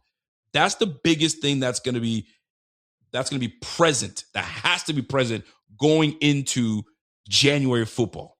It's all about that, and that's how I see it. I'm all about that, man. So let's not talk about, who's not here and who's not going to be around and all that stuff. Let's talk about who's going to step up in January football when it matters, when you're dealing with these injuries. Ain't nobody trying to hear all these banged up things you got. The 49ers have been the most banged up team. They just lost George Kittle on a torn Achilles. I'm sure they would love Kittle back. Ain't going to get him back. So what are you going to do now? And that's how these Bills got to look at this, man. What you going to do next? All these excuses, we ain't trying to hear no excuses, man. Step your game up, get ready to go. So the way I'm looking at it is, let's not talk about that who's not here and who's there. Let's talk about January football. It's not about the healthiest. It's about who's going to be able to step up while they're hurt. And let's freaking roll. I'm looking forward to it. And I love it because right now, Josh is proving that right now. He's hurt and he's still delivering. So if he's not an example for the rest of this damn squad, I don't know what else is. So let's talk about health and depth. So Gabe Davis, out of here. Hold on, I got to get my banner back on there. Gabe Davis is gone. He's out of there. Shavers, unfortunately, he'll be leaving. So if you guys have been living under a rock, who's up next? Curtis Samuel has been called up. We could probably end up seeing him on the field going into this week. That's a big plus because some folks are like, yo, how convenient. He's ready to play right now. How great is that? Because we can actually go and lean on someone that knows his offense and is not going to be out of sort. He can just jump right back in. And then if he's going to be gassed here and there, they'll probably limit his plays. But we have someone that knows what they're supposed to do. And let's not forget, that very same Curtis Samuel was the one that made a huge play in that Denver Broncos game last year, cuts back a field and takes it to the house. So those are the big things that we're looking for. It's not all bad news. Shavers and Gabe being down hurts. But now we gain Curtis Samuel. We now open the window for Ed Oliver. We can get Ed Oliver back in this defense. You know how much he means to this defense. Having Ed, Walker, having TJ Sanders, having Joey Bosa with a nice, healthy rotation, Daquan Jones. Listen, those are the things that you want to hear. I want to see that second-year quarterback squirm. I want to see him make awful decisions and throw interceptions. That's what we needed. We weren't sure when Ed Oliver was going to return. He may not even return this game. I just know that the window is open. If we can get 91 back on this field, the level of play and in the field has evened just a tad more. We've got great play coming from Trey White, great play coming from Benford. Cole Bishop is just solidifying himself as one of the top dogs on this defense. Shaq Thompson is an absolute stud. He's a leader in this squad. You love to see it. And now we get Ed Oliver back. So it's not all bad news, like I said, right? It's not about who's the healthiest. It's about who can step up right now and make big plays and help this team get over the edge. That Mamba mentality. You want to call it, we'll call it the Mamba mentality. I see it for what it is, and that's what I'm looking forward to. So huge update with the Bills offense and the Bills defense. So we lost some on the offensive side of the ball, but we potentially gain on the defense side of the ball. Hamlin, I know he's been practicing as well. I see that Sandra. I don't know how I feel about Hamlin returning. I know he's coming back as a depth piece. I know he's returning as a piece that knows his defense very well. But I kind of am looking forward to seeing more of Jordan Hancock in this defense because he was flying around that game. He was flying around. So if him and Cole Bishop can find a way to kind of get on the same page and know exactly what each other is doing, that could be a huge two-piece combo for the rest of the season and for seasons to come. We talked about it all off season. Is it going to be a nickel? Is he going to safety? Man, transition him to safety. That would be a great move. It seems as though that is the case. So we'll get some pieces back. I don't know if Cam Lewis is going to be returning as well. Those are things that we'll talk about in just a moment. So the one thing that I do want to share when it comes to that is we do get some valuable pieces back. The Bills will get some valuable pieces back. And one huge name is Ed Oliver. Easy Ed Oliver could return to the Bills as soon as this game. If he feels good and they say the bicep is ready to go, I would love to see 91 back on the field. Looking forward to it. We'll see if that takes place. Now, one thing that stands out to me a lot, Jordan Hancock. I mentioned it earlier. I'm going to mention it again.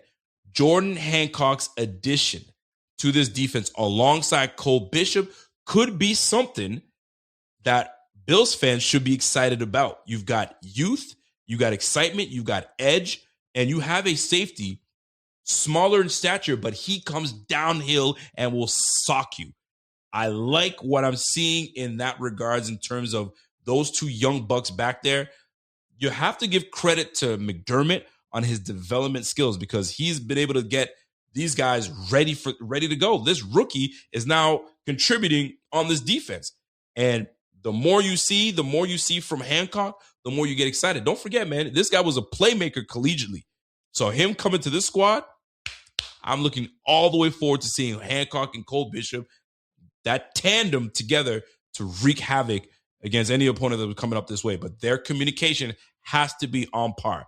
Y'all got to know exactly what each other is doing because Jordan Poyer, that's something that you got to give him credit for. He was always in the right place, right time, along with Cole Bishop. Hopefully, Hancock can present the same things. So big shout out to that defensive backfield. I feel good with what we got, man. Trey White's playing at a top-notch level. Potentially, we get Hairston back next week if we move on next week, obviously. So we're starting to get slowly healthy on the defensive side of the ball. We just got to figure some things out on the offense. So huge update going, and we love to see it. Now, were there things that I did not like in this past game? I didn't like that we're continuing to give up 150 yards, bro. Enough. Defense, tighten up. I know we won the game, but we let this team run for 150. Bro, tighten up, man. This is where we have to. Luckily, we're not going up against big juggernaut running backs. The next one, I think, for the Broncos is Harvey. Harvey's a nice rookie. He can run the ball. There's no question about that. I ain't gonna sit here and say, oh, he trash and he can't do it. But I'm gonna tell you this, man. They're not a team that scares you running the football. But when they look at this defense, we allow more 5 yards of carry. They're gonna be like, yo, these boys are sweet. We can go ahead and run amok and do what we need to do. The one thing that I do appreciate about this defense is they will let you run. But you better hit home runs, because the more you run, we'll just wear you down. We'll let you get your 5-6 yards of pop. You can run for 150 yards, but if you don't capitalize, you know the Bills will. So there's a very bend but not break type process that goes with these Bills. But I'll tell you, folks, it's one of those things where I pay attention, and we just got to tighten up, man. And I know Shaq Thompson is a huge difference maker, and I love everything about what Shaq Thompson brings to this team, but everyone's got to contribute. We got to contribute and stop these boys from just, running amok on us, man. I'm getting sick of it, bro. I'm really getting sick of it. So I want to see this defense tighten up in the run, because right now they're middle of the pack run offense, and we're bottom feeders. We're bottom of the pack in terms of running the football. So what's out there. They got J.K. Dobbins. I believe J.K. Dobbins is still playing. R.J. Harvey. And those are the two big guys running the football. I think Dobbins is hurt, but we'll find out. And then you got Jaleel McClellan that's running the football out there. So we'll see how it goes. Is he hurt? Yeah, he's on the injury reserve. So J.K. Dobbins been done. Poor guy, man. So it's going to be McClellan and R.J. Harvey. I believe his name is R.J. Harvey. Yeah, R.J. Harvey. So, listen, 3.7 yards of pop for R.J. Harvey, and then McClellan is giving you 5 yards of pop. Two different types of backs. But we got to make sure that we handle business, man. We got to handle business and allow these guys. Get Bo Nix and put him in bad positions. Have him throw the freaking football over the yard. Do it. You know what I'm saying? Cortland Sutton. We'll get Christian Bedford or Cortland Sutton. Trey White, Troy Franklin. Bro, it's not like we don't match up well offensively. At the end of the day, it's what our offense is going to be able to do against their defense. I think our defense will be all right. Our offense is what's going to have to set the tone. If the Bills can get up on these Broncos early, bro, we walking away with this, man. We walking away with a dub. My man Harvey says, Harvey's a better pass catcher out the backfield. Yes, I've seen him. This boy can definitely get out the backfield and catch footballs, but so is Etienne. Etienne is that guy too. So we just got to make sure that we get to our zones, know where we're supposed to be, keep stuff in front of us. Bob's your uncle. But I can certainly see those things going down. So let me see if I can call my man Jeff King, because I know he called me.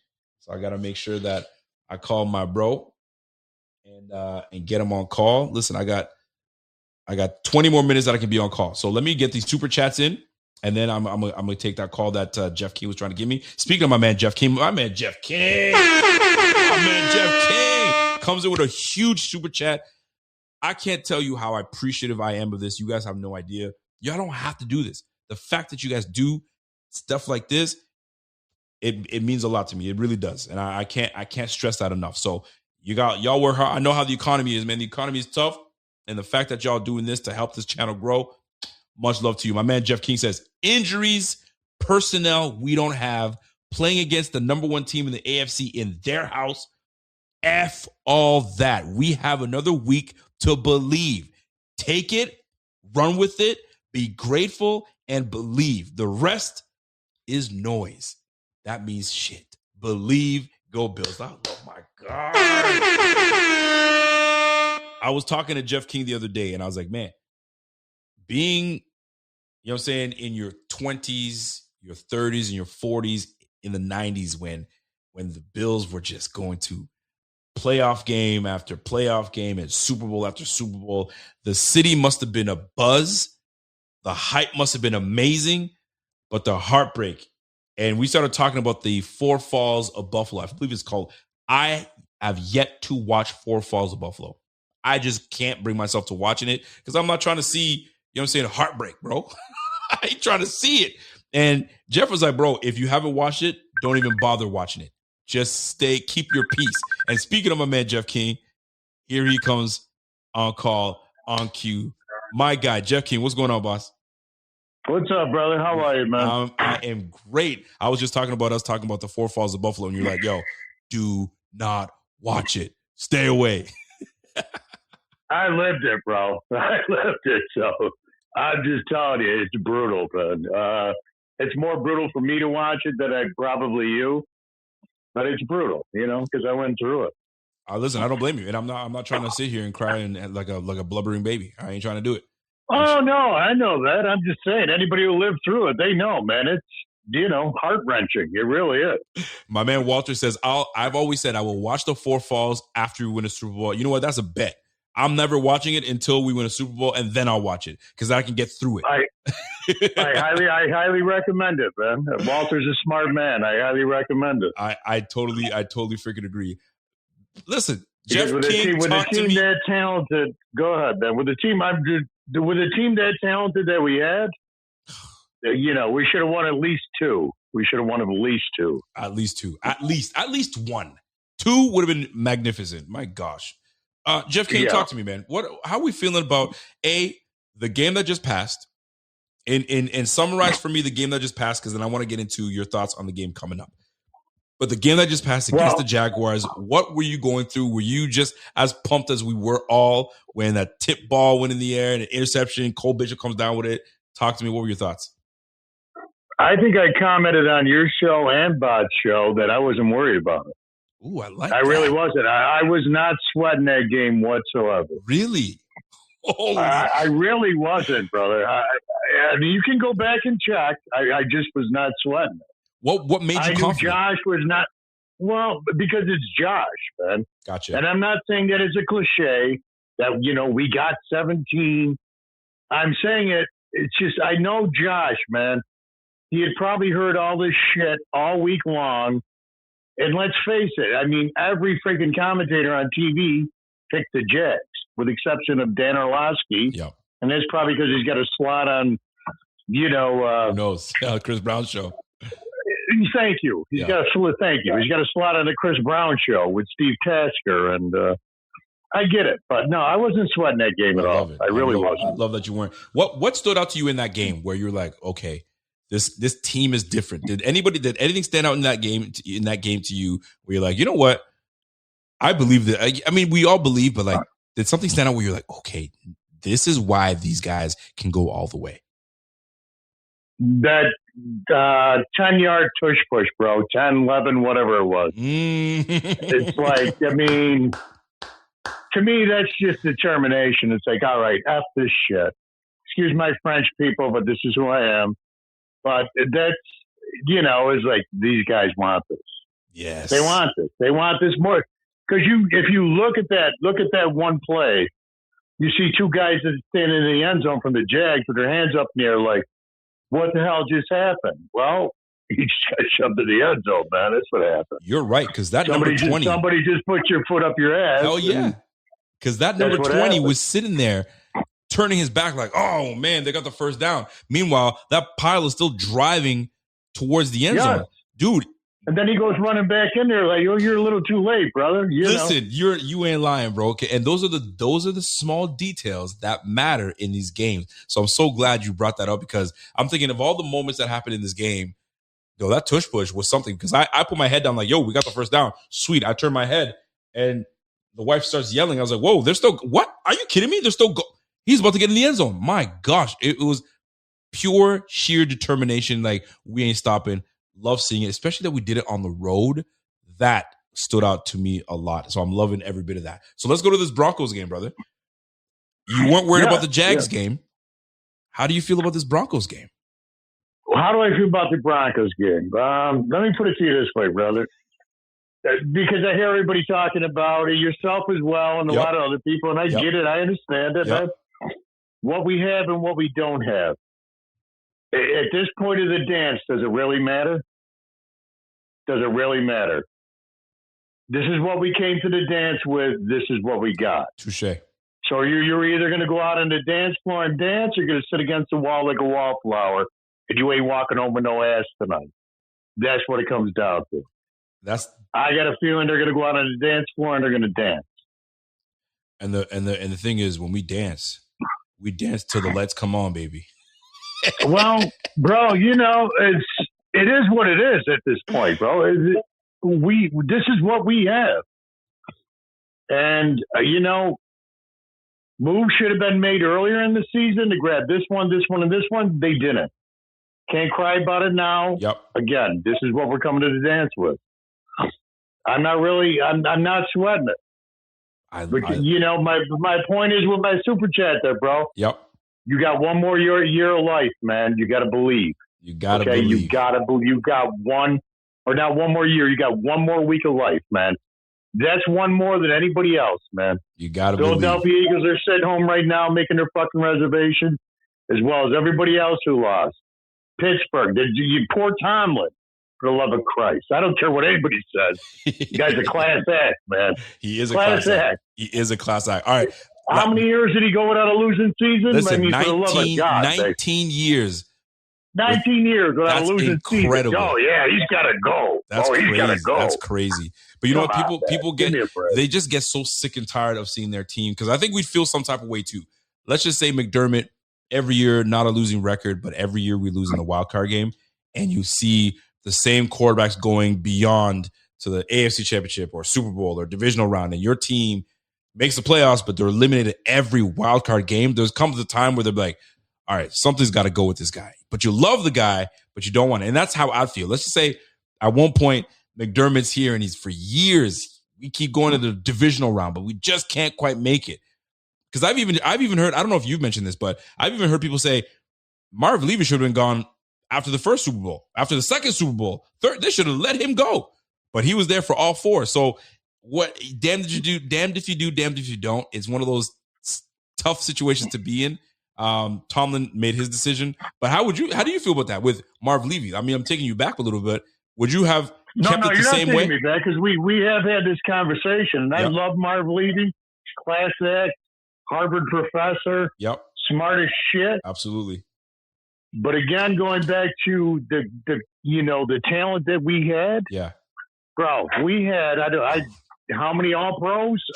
It's crazy. How many guys in the Hall of Fame? It's crazy. How many guys in the Hall of Fame? And they're still adding more guys to it. I'm sorry, man. After the second one, he should have been gone. Not the first one, because that's, I hate to put it on Scott Norwood, but, it's a 38-yard shot. You've made 40, 45s, and 46s all year round. Yep. Biggest game of your life.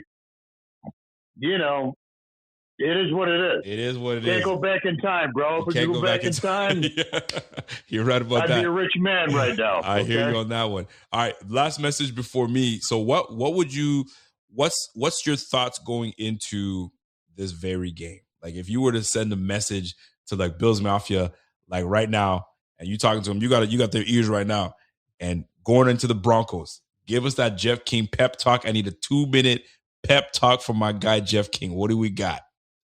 I'm putting you on the spot. I'm going to make it simple. I'm going to make it simple, man. Enjoy this. Enjoy it. Okay? You don't know when it's coming back around. It may not be next year. May not be the year after that. You got to enjoy it, man. You have one of the greatest fucking talents you ever see at quarterback. Bar none.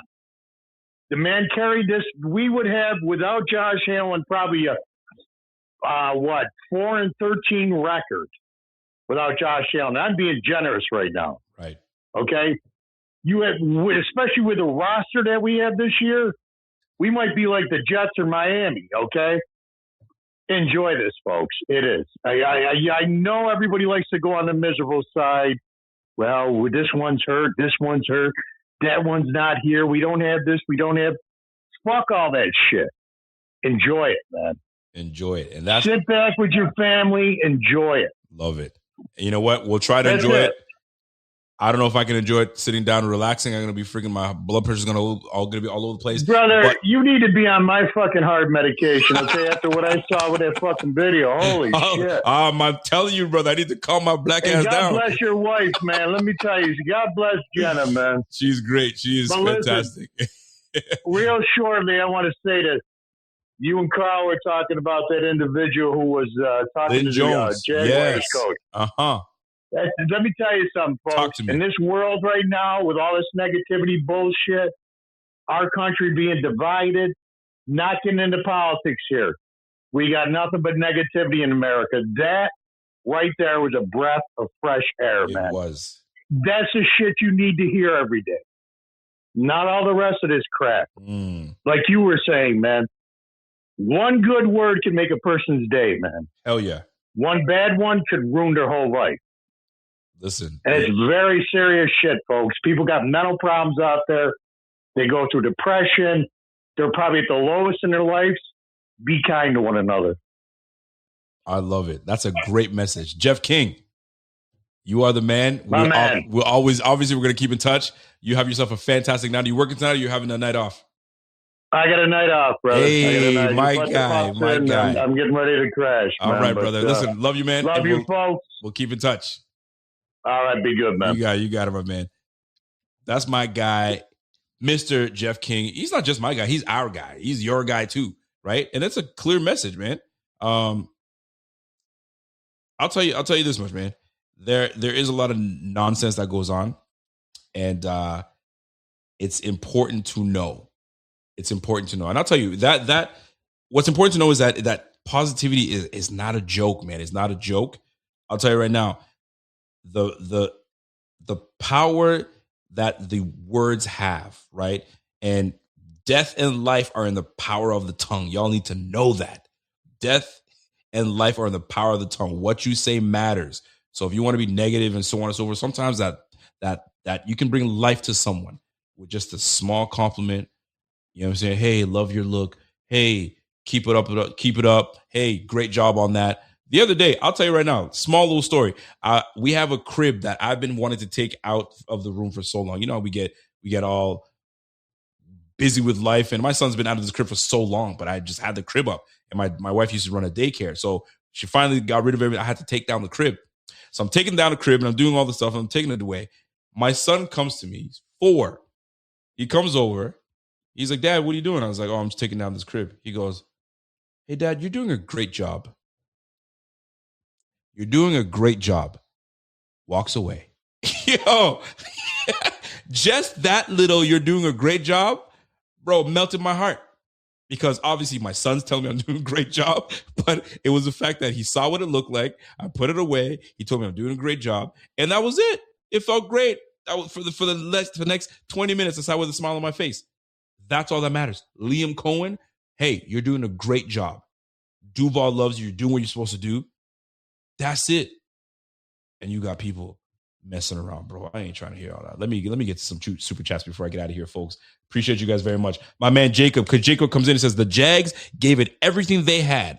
They showed all their cards, and Buffalo still won. That's the facts, man. That was a good game. The Jags are going to be good for a while, man. And also, although the team's going to change a little bit, but they got a damn good coach. They got a quarterback at the helm, and they got good pieces around this team. And don't forget, you got Travis Hunter coming back. That's going to bolster their defense even more. That's going to be a good squad. It just wasn't their time now. And that's why I love what Jeff King said. Enjoy it now. Enjoy it for what it is now. So big shout out to you, my man Jacob. Let me get to my man Let Ropsta. Regardless of your thoughts on her journalism, it's not controversy worthy at all. It isn't. And it shouldn't be. It shouldn't be. It should have been like, oh, that was really nice of that lady to say that. Move on with life. Jacob, 13 months in. I love you, man. Rico's Jags were playing dirty all game, man, in my opinion, and had me heated. What happened to Davis was uncalled for, just me. I didn't like it either. When you look at the footage even more, you can see it's just this game is such a bang bang play. Like Carl said, it is bang bang, and sometimes just certain the amount of weight you planted on one foot, then you get hit on that foot. Because any other way, if he saw it coming, he could have kind of braced for it and kind of like loosened his feet off the turf a little bit, so he can his legs can go this way. But his leg was planted right into there, so it was bad. I feel bad for Gabe. I know that I've been a little hard on Gabe and thinking like, I don't think I want him on this field, but you don't ever want to see somebody get banged up like that. That's not what you're trying to see. All right, let me go to my man Bart Tech. What up, Bart? Rico, same. I ran downstairs from my apartment and ran around my block screaming, "Go Bills," and I live in the suburbs in Philly. Bro, you better get your ass back inside. Philly don't play that mess. They ain't trying to hear no Bills talk in Philly. But listen, when you're excited, baby. You're excited. I felt like Jesse Spano. I'm so excited. For those that know Jesse Spano, you know what I'm saying? You got to be a 90s kid to know that. For you young bucks, you don't know who Jesse Spano is. She used to be bad back in the day. I'll tell you that much. Let me keep it rolling here. I got my man Signified Nose comes in and says, in a way, Bean used all his energy drafting Josh because he literally hasn't made one good first round pick since. One can argue that there's been some shaky first rounds. I mean, right now we're looking at our tight end, Kincaid, walking in a walking boot, but we're told it's just precautionary, so he should be good for this upcoming game. But he's had some decent picks, but I'll tell you, man, we just got to win it. Just hope we just win the whole thing. We ain't got to worry about no picks and no nothing. Just win the whole thing and call it a day. That's the way I'm looking at it, man. That's what I'm hoping. But you know what? Second round pick Cole Bishop's looking damn good to me. I'll tell you that much. You got to call it for what it is. And my man Don, what up, Don? Don comes in and says, sometimes the next man up is the best man up, like Shaq Thompson. He's right, man. Like I said earlier, guys, sometimes it's not about who's the healthiest, you know what I'm saying, in January. It's about who can fight through it and play good football and knowing and understanding what takes place. Because January football isn't about who the healthiest is. We know that, right? It's about who can function while they're broken. That's what it comes down to. Not about who the healthiest is. It's about who can function while they're broken. Let me repeat that for y'all because I need to clip this. Ladies and gentlemen, these Bills going into January football were banged up. But let's make things very clear. It is not about who the healthiest going into January football. It's who can function while they're broken. Right now, Josh Allen's proven that he is functioning while he is battered, beaten, blue. But he says, hey, follow me, and I'll take you to where we need to go. And you got the rest of these Bills fans watching 17 lead, and all they got to do is follow 17, and we'll be all right, man. Function while broken. Don't worry about how healthy we get. We got to handle business while we're dealing with these ailments. And 17 right now is a prime example of how you're supposed to get stuff done. Let's go. So, folks, that's my time. I appreciate you guys. Oh, I got another super chat coming in. My man Richie says, yo, this channel, Bills Mafia, is more than just football. It truly is family and genuine people who care. We are going to Super Bowl 60. Gut feeling is all, man. Listen, I love that gut feeling. And now I'm going to give you some love for that gut feeling, because any gut feeling that you have that feels good, let's take it, because I had a good gut feeling about this Jaguars game, and we came out and we handled business. So let's keep it pushing and let's keep it rolling. All right, folks, that is truly my time. I appreciate each and every one of y'all for tuning in. Do me a favor, smash that like before you guys get out of here. And I got to read my quips. You guys already know what time it is, man. When it comes to our sleeper app, jump on it. We know what it is, man. We're throwing you $20 entry free on us. Don't waste time. Jump all over it, and we'll listen. We're hooking you up, man. Use that code BF25. You can't go wrong with it. It's always love. And we got a game coming up on Saturday, which blows. I don't like that, but we got to deal with what we got to deal with. So where are we at? I'll tell you where we're at. Let me share my screen and tell you what's happening. So that being said, ladies and gentlemen, we got Josh Allen going for 1.5 touchdowns. Give me the more. I got Kincaid, 36.5 yards. Give me the more. You got me sounding like Busta Rhymes. Give me the more. You got Bo Nix, 1.5 TDs with this pass defense. Give me the less. RJ Harvey, 50.5 yards rushing. I said give me the low. Give me the low. I'm sticking to it. Give me the low. Y'all jump all over it. If you guys haven't, this is your opportunity to jump on it. And you guys let me know how you feel. So that is my time, folks. If you guys enjoyed this stream, do me a favor, smash that like, and we'll catch you guys on the flip side. It's your boy Rico. And y'all enjoy the rest of your evening, and we'll catch you guys back tomorrow with my guy, the Thigh Doc. We got to talk about these injuries. We got to get some insight, and we'll go from there. I need to know more about Ed Oliver. What are the chances of Ed Oliver playing with us? Will he be available? Man, would that be a boost to this defense? Greg Rousseau, Ed Oliver, Daquan Jones, Deion Walker, TJ Sanders, right? Maybe we get Larry Ogunjobi in this, but we may not even need him. You got Joey Bosa, Shaq Thompson staying put, Matt Milano playing lights out, Taron Johnson playing good ball. Folks, bro, let's bring it. McDermott, dialed in. Joe Brady, you got one job to do. We're going to talk about it more on Friday. Joe Brady, you got a job to do. Scheme these boys open. We may not have the best weapons on the offensive side of the football other than 17, but we sure as hell going to scheme ourselves open. We did it last year against the Broncos. We can do it again. We're going to find out. See you guys tomorrow for injuries, and then see you guys on Friday for our preview of the Broncos game with my man Z-Bot. And by the way, Mama Dukes is coming to visit during this on Friday for a week. So I told her, listen, don't bother me Friday. Don't bother me Saturday. You got me Sunday through the rest of the week. Leave me alone those 2 days. All right, folks, you guys have a great one. Enjoy the rest of your evening. God bless. And we'll catch you guys again tomorrow.